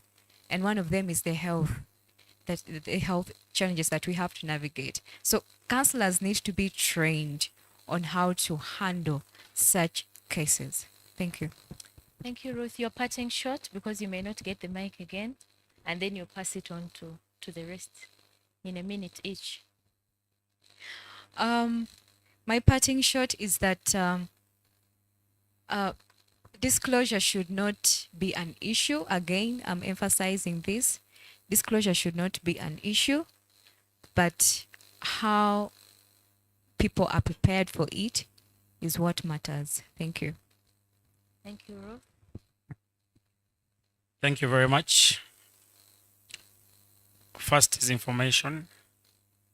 I am glad all of us from the civil society angle are aware the financing challenges that we face as a country. Second is prioritization. Aware that we don't have the resource, how do we prioritize? Our prioritization should be informed by a mix that gives us more returns, a mix that gives us leverage, a mix that optimizes the resources. Thirdly, let's walk the talk. Let's do the right thing. We all know what we ought to do the best. At any one time T, let the results speak louder than our actions. Let our actions be silent, but let the results be more. Let's all be informed. When we are all informed, thank God, it is an era of science, technology, innovation, information, communication, technology. Instead of doing a Snapchat, let's read about a subject. Instead of being on Facebook, let's read about a subject that has social issues, that has a sub-program issue, and then we can expound it with further research. Informed people engage better, and the results are exponential. Thank you very much. Thank you. Mine is basically to urge everyone to see that in whatever that we do, let's have the people that we intend to serve at the center of this, in that they probably even know more than what we think, and they are able to give you the realistic solutions or guidance on that you intend to do, and that can save on a number of issues in terms of time, in terms of finances, in terms of infrastructure, so that we can leverage on the different expertise and skills. I submit. Thank you. Yes, thank you. I think mine is on the, as advocates, we really need to understand our frameworks, mainly when it comes to health services, but also now the integration. We need to really understand those frameworks, because these are the ones that guide us in our work, in our advocacy at different levels. Then the other thing is we need to institutionalize most of these guidelines and policies to our own individual institutions, but also coming together in terms of collective efforts, but also having joint advocacy initiatives towards all the different pillars that we are advocating for. Thank you very much. Thank you. A mighty hand clap for the panelists. Sorry, this last bit was rushed, but it was in the interest of time, but I know there is quite a lot that could have come from the congregation. Thank you again, and we can keep interacting with them even beyond this. Thank you, Uganet, for bringing us together and for the good selection of the panelists.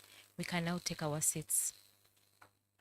And I would like to hand the microphone back to Rona to take us forward. Thank you.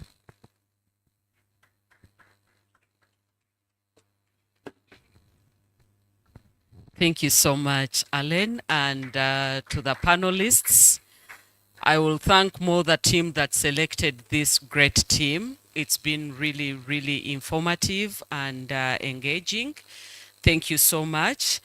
Time is not really our ally, and I believe we can utilize the few minutes that we are left with. We are only left with 10 minutes to what our program reads, and we still have only three areas to cover. And the first one is action planning, which will be, I request that doesn't go beyond 10 minutes to enable us have our closing remarks as we step out for lunch. But before Ms. Flavia Chomkama, the Executive Director Nafufano, comes through, allow me recognize the presence of Dr. Ngobi Agre from the Office of the Prime Minister. Thank you so much, Doctor, for making time to be part of this very vital dialogue. And I believe the fight against HIV, TB, and malaria will not survive us as a team. Thank you so much, Ms. Flavia. Kindly take over, but let's kindly limit it to not more than 10 minutes. Not more than 10 minutes to enable people move, because we've really overshot. And I believe the closing remarks shouldn't also take more than 20 minutes. Thank you so much.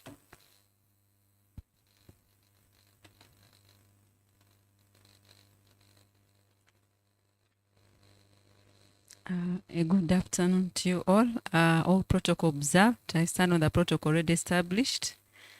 I am Chomkama Flavia. I do lead the team at the National Forum of People Living with HIV networks in Uganda and Afofanu. I do also represent non-government organizations on the Global Fund country coordinating mechanism.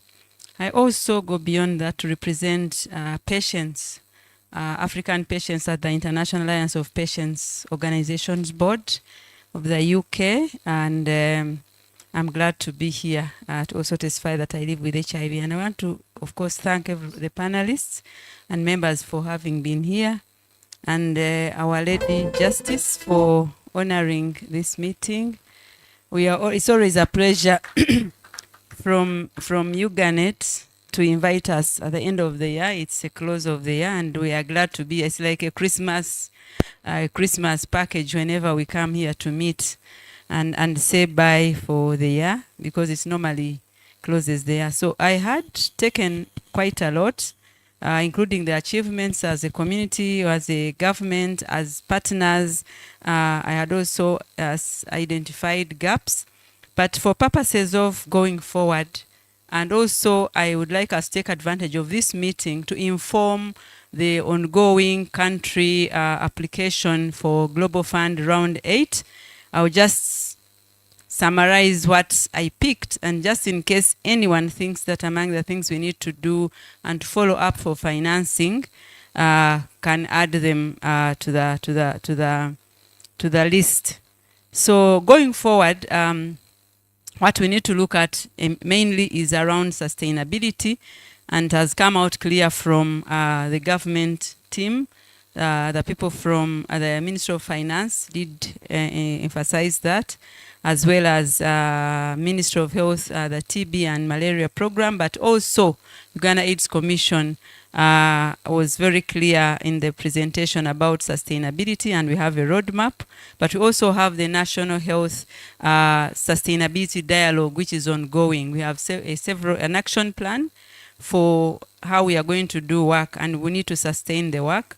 The other issue that came around was around technology, the digital migration, moving from what we've been doing and ensuring that we have the data that we require, and it should be data that comes handy. And we know that the data which is missing most of the time is around equity. It's around desegregation. If you ask for people with disabilities, if you ask for KP data, it's not there. But we need to have it, and we need to have it digital so that it is quick to reach and to pick and use for planning. The other key issue that comes around is around joint action, and also ensuring that we are well coordinated. And we know the government has its coordination structures, but we also want to emphasize the community system strengthening and coordination structures, and particularly that we have been mimed by the funding cuts and the reprioritization, which has left out key and significant areas like infrastructure. The gentleman from Ministry of Finance talked about government infrastructure, but that's not sufficient if community infrastructure is not there to support the infrastructure that have been put there by the government. So if we don't have the systems to ensure that we are able to pick people from the communities when there is an emergency, take them to the facilities, take them to schools. If there is no commensurate infrastructure of communities and other systems, then the roads are not important. They are not as important as they should be. So we need to have commensurate government, partner, and community infrastructure. And when you look at equity, we don't have shelters, we are not...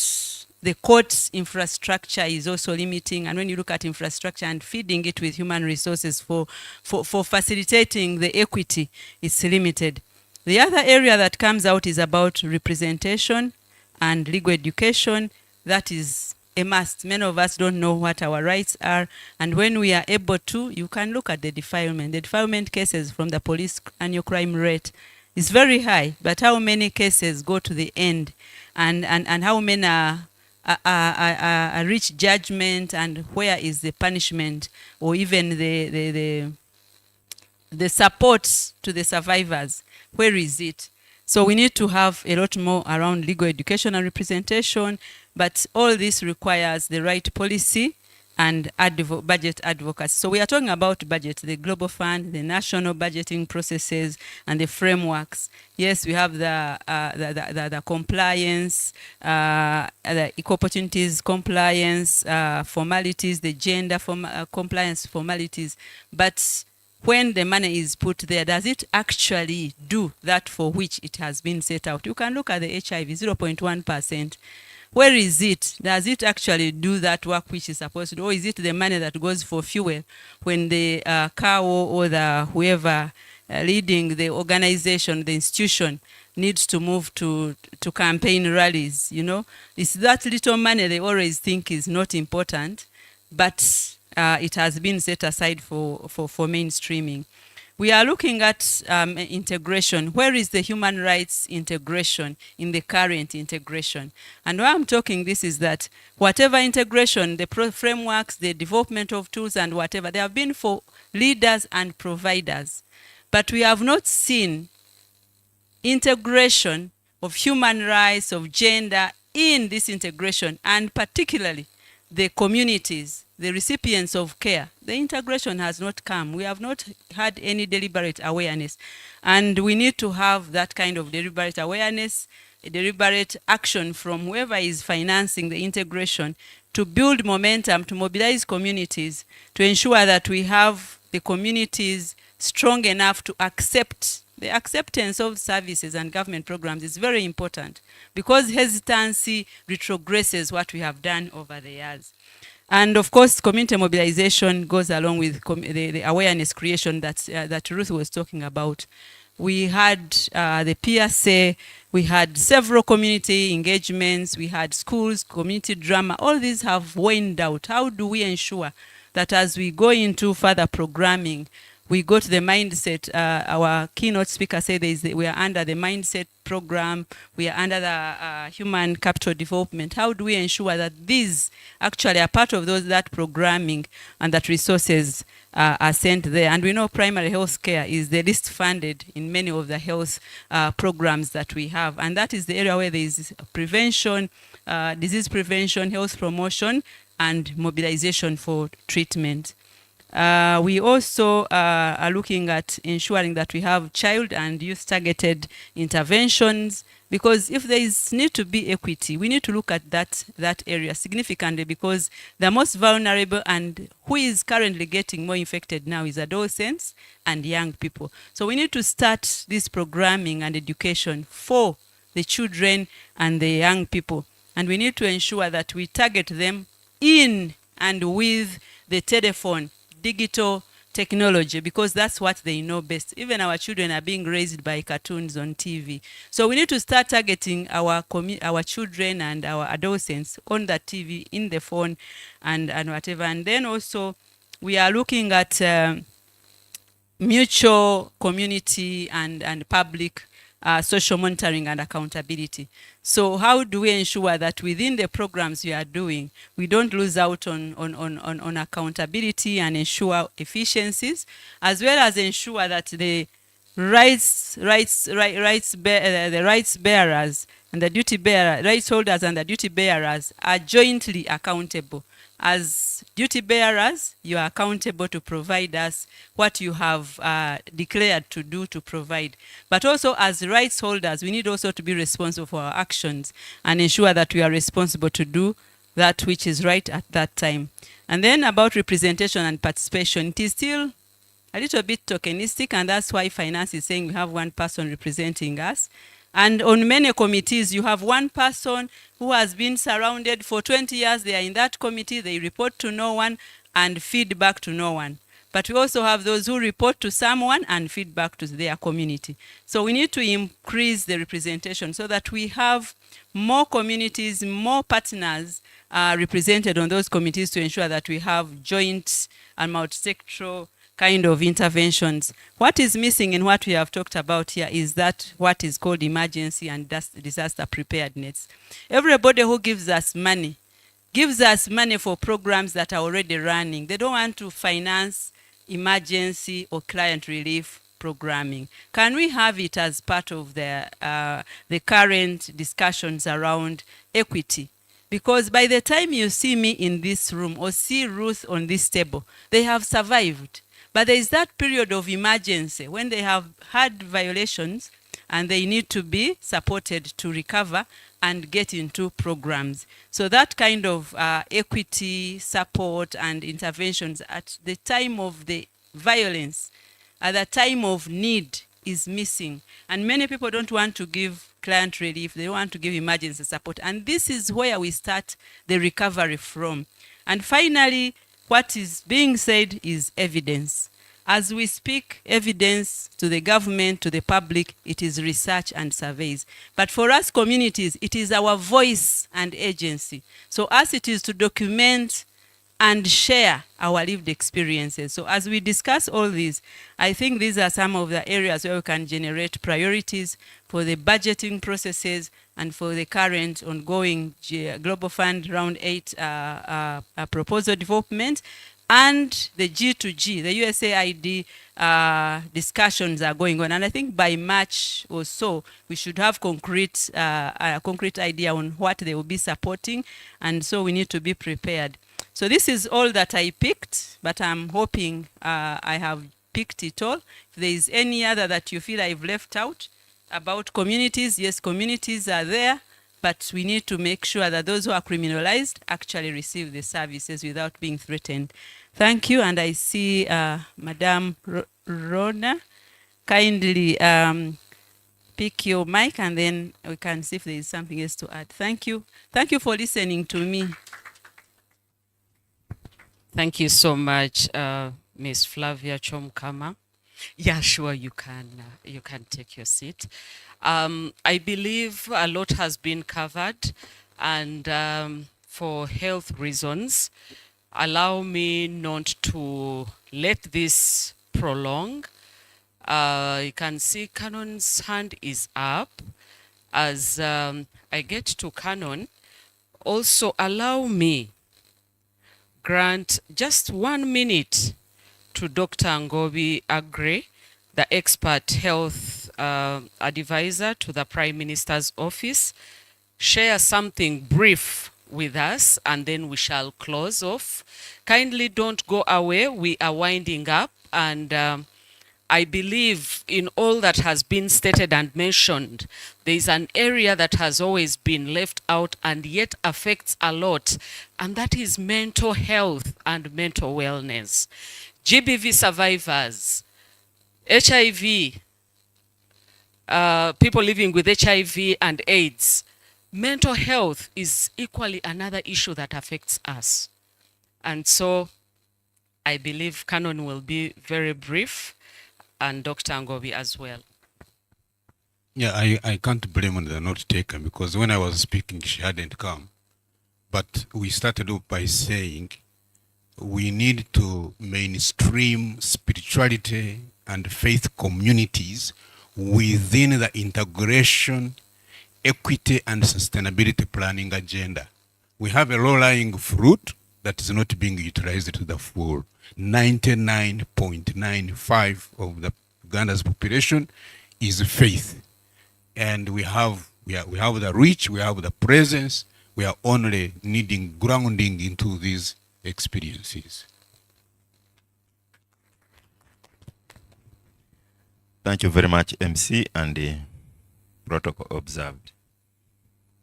I'm once again Dr. Ngobi Agre. I work with the Office of the Prime Minister, Prime Minister's Delivery Unit.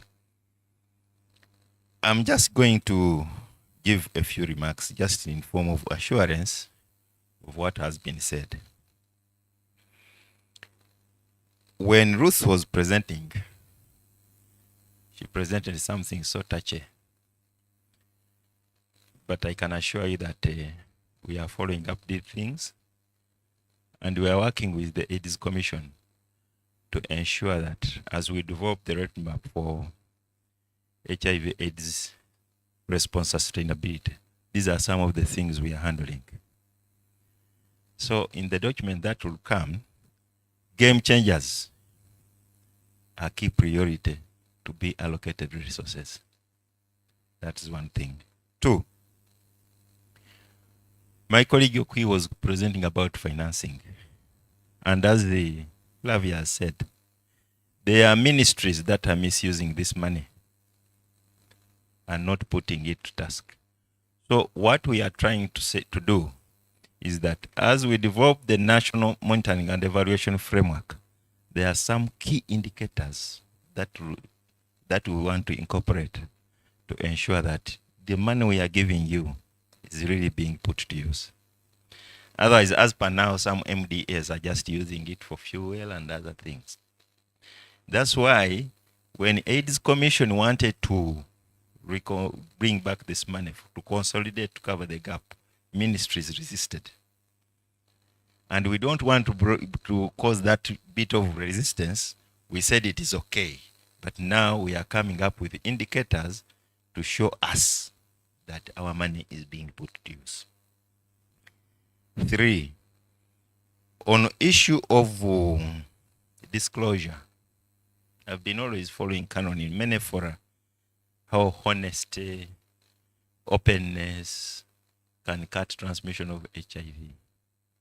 But again, at the workplace, we leaders, we are not listening to these people. In fact, there are some ministries where they are denying people living with HIV opportunities to build their capacity, to go for training, to go for this. So we want to come up with a national framework, especially working with the judiciary, to ensure that these people are protected. That they are really protected. 4, on the issue of integration, when health comes up with the to present integration, you clearly see that they are still looking at solutions to many challenges being under health alone. So we want to see that since we are doing program-based budgeting, integration should be cross-functional. That as you integrate services, we want to see judiciary is there, works is there, health, all looking at health issues, but in an integrated way. Finally, mental health is going to be something, I don't know even how to call it, but it is like a must, because we are undergoing many challenges in our offices that are really disturbing our mental health. And this social support, as the canon has said, is going to be key. So we want also to mainstream mental health in our day-to-day work environment. I thank you, and thank you for inviting me. I trust you will all agree with me that it was very important that we had these words from Dr. Ngobi. And as we wind down, allow me, without hesitation, invite Miss Jackie Katesi, from the Grants Management Unit, TASO, to share with us a few remarks to close us off before the Lady Justice finally closes off this very important dialogue to us all as a country. Dame Jackie, please come and take over.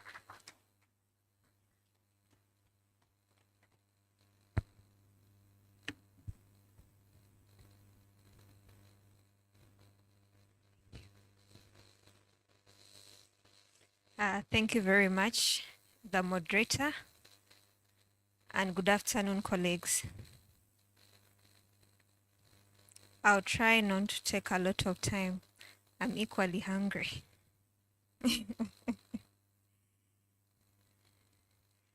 I've been introduced. I'm Jacqueline Katesi. I do work with TASO, and I do head the unit that coordinates the Global Fund grants. And it's an honor to come here and share with you some of the reflections. I won't call them closing remarks. Reflections from the different discussions that have happened today. But while I was seated behind, I kept on reflecting on the journey, not just for HIV/TB, but integrating the human rights response in the response to these diseases. Before, every response was very biomedical. And the people that started this fight, really, they could not attract the so many people that we have in the room, especially from the government sector. So we have made a lot of progress, and I'm very proud of where we are at. Thank you so much for all those that started with making the noise, being defiant, until we were listened to. Our distinguished participants, colleagues, and friends, as we do conclude the 7th National Dialogue, allow me to extend my heartfelt appreciation to all of you for the active engagement today. Your insights, the deep and moving testimonies, commitments have reaffirmed the importance of building the bridges for health, human rights, and justice in Uganda's response to HIV, TB, and malaria. Indeed, this is a moment of reckoning in our fight against HIV, TB, and malaria. Despite the effects of the so many disruptions arising from the COVID-19 pandemic, the challenges posed by the economic crisis or stresses all over the world, climate change, and several threats to human rights and gender equality, we have continued to make steady progress against TB and HIV, and malaria. Throughout the day, I wish we could have more time. We have reflected on our achievements, we've reflected on our lessons, but as well the challenges that are posed by the changes in the funding landscape, the discussion or the plans to sunset UNAIDS, and then most critically and most presently, all the complexities that we are seeing from the integration of services, definitely arising from the funding cuts. But yet, we've also seen the resilience of our communities and the strength of our partnerships. As you can witness from Ruthie's testimony, it's a testimony of resilience. Young, but able to be resilient and figure out many things. I picked 3 priorities or 3 points that I would like to emphasize as we close this meeting. Integration, yes, it's the way to go, but it must remain inclusive and rights-based. We must ensure dignity and specialized care are not compromised as we do integrate. Most critically, we still need to close the equity gaps and accelerate service coverage and health outcomes for populations being left behind across HIV, TB, malaria by tackling human rights and gender-related barriers. Sustainability. Yes, we've done a lot of work for the 3 diseases, but there is a lot that we need to do to sustain the gains. One missed opportunity to respond can actually turn around the gains and we go back to where we were before. So this sustainability requires innovation and accountability with stronger domestic mobilization of resources. Thank you, UGANET, for having a rich mix of stakeholders in the room. This has been discussed, but also transparent. Thank you. But also transparent and efficient use of resources amidst the shrinking funding landscape. And that is to both the government, but also as the non-public sector actors. Community voices must continue to guide our way forward, reminding us that lived experiences are the foundation of effective advocacy and programming. Ruth put it out very well. In as much as today is the 7th dialogue, it's my desire and hope that this will not be the end of the dialogue. I know a lot has changed because of the funding landscape, but we will sustain this venture and discussions. The commitments we have made must translate into actions that strengthen equity, accountability, resilience in our equity response in a bid to end the 3 diseases by 2030. Ending HIV, ending AIDS, TB and malaria as a public health threat is really indeed within our grasp. As TASO, leading on the implementation of the activities that are supported by Global Fund, of course with stewardship from the CCM, together with our partners present in the room. I want to recognize our different partners, UGANAIDS, SEHAD, and HIRA, who are in the room. On your behalf, I commit that we will continue to provide the stewardship, the transparency and accountability in implementation of the interventions that are supported by the Global Fund. We shall do our best to ensure that the resources that are entrusted with us advance the dignity, the health and the rights of all Ugandans. I request that we live here united in purpose, determined to safeguard the gains. That's a very popular word of late. Please make sure that you put the right meaning to it. But we know our gains, we've discussed them. Determined to discuss our gains that we have achieved over the period and committed to building a future where no one is left behind. Finally, I want to thank you all for your dedication and contributions towards ending HIV, TB, and malaria as public health threats and advancing human rights for all. Thank you very much.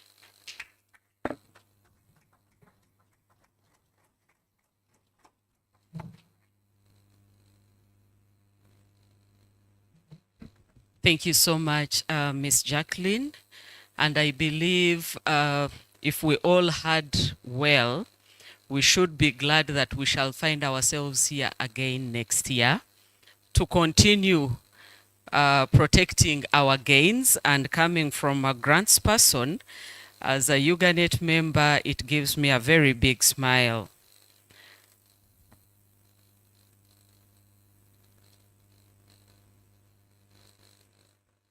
Thank you so much. As we wind down, we are kindly requesting anyone in the room who hasn't received a card from Uganet team, please pass by the table. As you exit the table that is on your right, your card is there waiting for you. And my shoes are too small to invite the last speaker. Kindly allow me invite Senior Counsel Sarah, the Chairperson Board of Directors Uganet, to invite our very last speaker for the day. Thank you so much.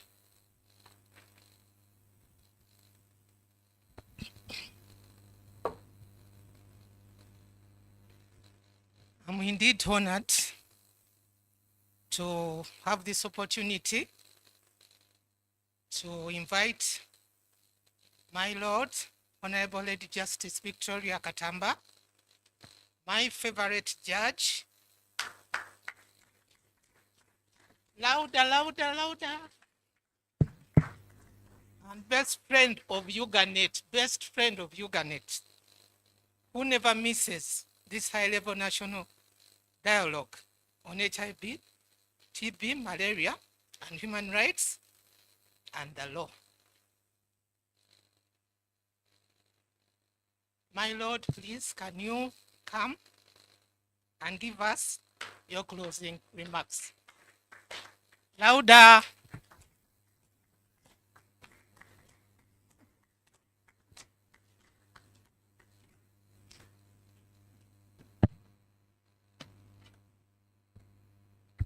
Thank you very much. As always, I am greatly honored. And I think I have told this story before. But before I do, you know, I came from a very private practice, usually no protocols, but I will, like all the past speakers, stand on the protocols that were established at the beginning of this meeting. I thank you, Uganet. I always come here and say thank you.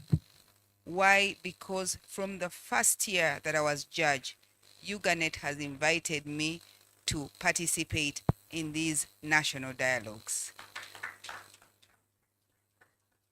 For me, it has always been a learning experience.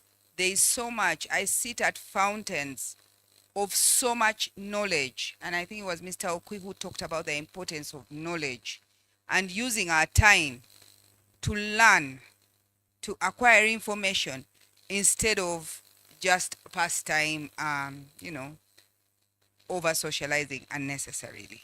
And that includes attending every Ugandan faction. Those ones also take out time, Mr. Okwi.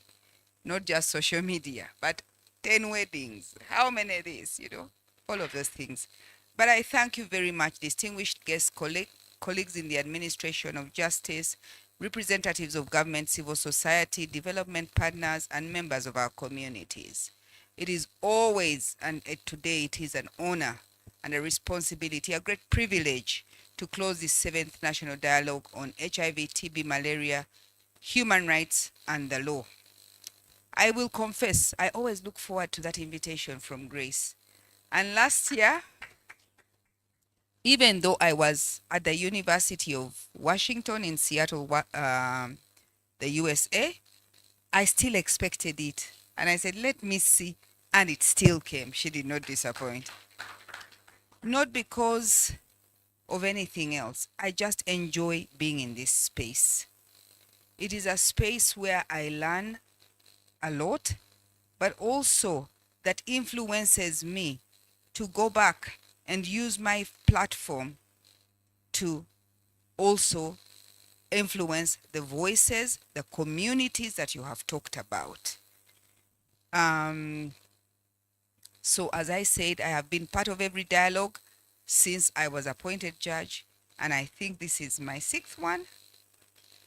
This is the 7th, but I think it's my 7th. I mean my 6th one. And I thank the Lord for it. I will go back, and I know that we are pressed for time. This is like drinking from a hose pipe. You listen to so much, there's so much to take in, and you say, will I retain it all? But definitely you do keep, everyone who participates here keeps something. One of the things that I want to ride on, and as I go down, is that love heals everything. Love, not judgment. So for those people who come before me, and they're even called accused persons, you know, love, not judgment, heals everything, irrespective of what they have done or where they have been. As the canon was speaking this morning, I thought about the story of the adulterous woman. And even when Ruth came along, where is Ruth? And she said something about people saying, you messed up. But even if you have messed up, must we crucify you? There are those people who have contracted AIDS through having maybe a partner who's given through sex. But irrespective of how they contracted it, even if they were, I remember somebody telling me about my loved one and saying, but I think he was promiscuous. And I was a young teenager, and that really affected me to say about a person that I held in such high regard and high esteem that they were promiscuous. So it batters not just the people who are suffering or who are living with HIV, but even their loved ones. So we should not be the ones throwing stones, because each one of us lives in a glass house. Then there was, and I'm saying all of these things, take your medicines as much as if they are the only things that will heal you, and then pray as if your life depends on it. I am talking about these things because they affect the communities that you're talking about and their agency. You've talked about church and culture, but there are also churches which have influenced people to get off their medicines. And people have lost lives because they have told them, you can live without your medicines. So, hearing the stories and experiences of everyone who is involved in building bridges for health, human rights, and justice is what will help us move the processes along and help us ensure that people live lives that are dignified and where human rights are respected. Ruth talked about churches and religious institutions, not just churches, religious and even cultural institutions, because culture affects us the most. Saying, checking only for HIV. I know that in the past, when my mother was getting married, sickle cell is something that was checked. And so disclosure should not just be about HIV, but about anything that would affect the life of a child being born, but also affect your partner. For me, this gathering reminds me of a profound truth that justice does not operate in a vacuum. It operates in the communities in which we serve. It touches the human beings. That file that comes before you is not a file. It is a person. It's a pure human being who has a body, who has a soul with dignity, and who has a future and prospects and rights that they would want to ensure. We have made commendable progress as a country, yet UNAIDS reminds us that infections persist, especially among women, young people, and marginalized populations. I have told you that I'm a person who was affected by a parent who lost their lives to HIV/AIDS. But you can imagine the degree of stigma in the 1980s. When my father would come to Mary Stewart Hall to see me, people who had rooms at the balconies would come to see, you know? And all of these things, children were viewed as pariahs. You would sometimes meet people who knew you, but they would cross the street because they don't know what to say. So we have made a lot of progress, and a shout out to the people who took courage. I think starting with Philip Bongole Rutaya, to come out and say, this is it. We're still human beings. We have lives. We have families. We have people. As judges, we are called to interpret the law in a manner that advances human rights, equality, and freedom. Criminalization, prejudice, and silence do not defeat the disease. They entrench fear. They isolate communities. They turn vulnerability into liability. The Judicial Handbook on HIV and the law guides us. It reminds the judiciary that it has a critical role in dismantling HIV-related stigma. And I'll break it down. In the spaces we occupy every day, we must ensure, for example, that when we are sentencing HIV, this is how I met Uganet, by the way. There was somebody from Uganet sitting in the room and I didn't know, and I was sentencing. And I said, don't use that as an aggravating factor. This person, at the time they went to the police, did not even know that they were living with HIV. It is when the medical test was done on the PF24 that they learned of their status. And then there was somebody in the room and they came and reported that, and alas, I'm here with Uganet 7 years down the road. So recognize that many people in the communities, these are very poor people, they learn of their status at the police. So they don't even know that they're living with HIV. So if you start criminalizing it and saying your HIV status, you knew, then you did this, then that is wrong. Guard against misuse of criminal law in HIV exposure or non-disclosure cases. Promote confidentiality and dignity in court processes. Do not flag it and say this is what happened, and that has been established in my courtroom. Please do not use it as an aggravating factor. It is in fact a mitigating factor in sentencing. And then also to provide in your sentence what treatments, what plans this person can have if they need to access medications. Then use language that avoids stigma and upholds the humanity of every person before the court. Rights-based judicial reasoning, it is not activism, it is constitutional fidelity. Because we are all equal before the law. Dialogue occurs at a delicate moment, this dialogue at a delicate moment of reduced funding. But you've heard the panelists especially speak about programs that have ceased because they are no longer funded. Ruth spoke about programs that helped her as a child but do no longer exist. History shows that when resources diminish, rights violations increase. Not because they are lawful, but because vulnerable communities become less visible.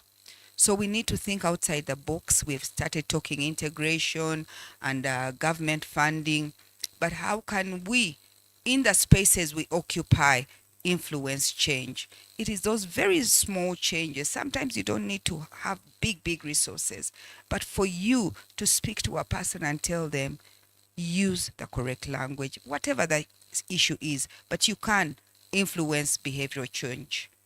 Courts must remain vigilant. Scarcity must never justify discrimination or neglect. Health justice cannot be delivered by the judiciary alone. Mr. Okwi spoke about knowing our stakeholders. Who do we need to work with? Who do we need to partner with? Who do we need to communicate with, coordinate, and cooperate? Those are very important things, because then we will have the asphalt road being broken 1 year after it has been built. Prioritization of the entire value chain. Those things have been said, and I cannot underscore their importance more than you have. I just want to thank Uganet and all the partners for keeping human rights at the center of the national response. Your work strengthens the moral legitimacy of our institutions. as we conclude, there is so much to be said. As I said, every time I come for these meetings, and I have said to Grace, can we not have some quarterly engagements? Because there is so much to take in. There is so much to receive and so much to disseminate. So let us recommit ourselves to justice anchored in dignity, informed by evidence, and animated by compassion. Let us remember the words in Galatians, let us not grow weary in doing good, for in due time we shall reap a harvest. With renewed commitment to equity, humanity, rule of law, I hereby declare the 7th National Dialogue on HIV, TB, malaria, human rights, and the law duly closed. And as I say, I am a Budonian, Gachali Mabaga, so little done, so much more to do. And as a guy, as a person, never give up for God and my country.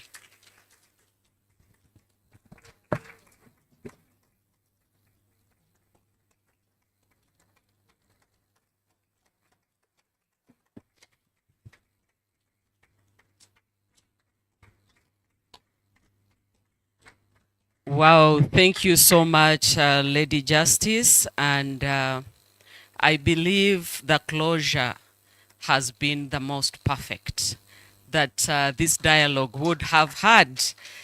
Our lunch is served, and I believe they've been waiting for us.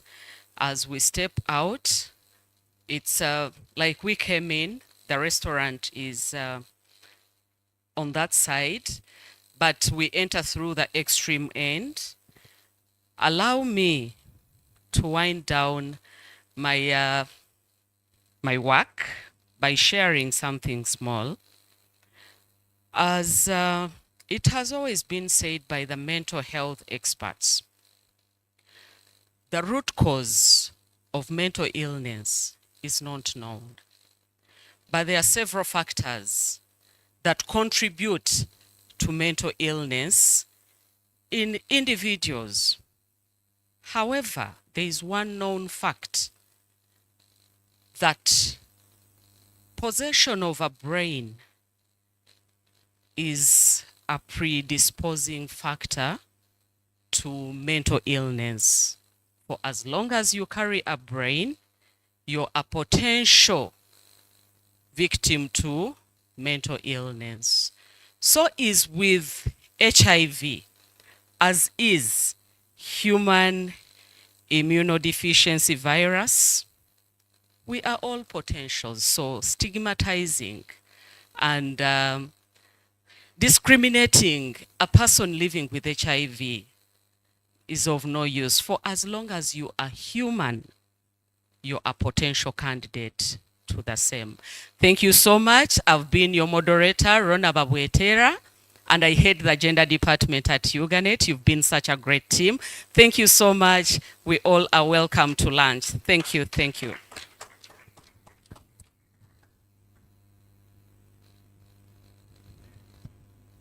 I hope we all have the yellow meal cards. Oh, there is a request for a photo shoot with the Lady Justice because she had stepped out. Let's just use 3 minutes to do this. Let me push the chairs very fast. Thank you, thank you.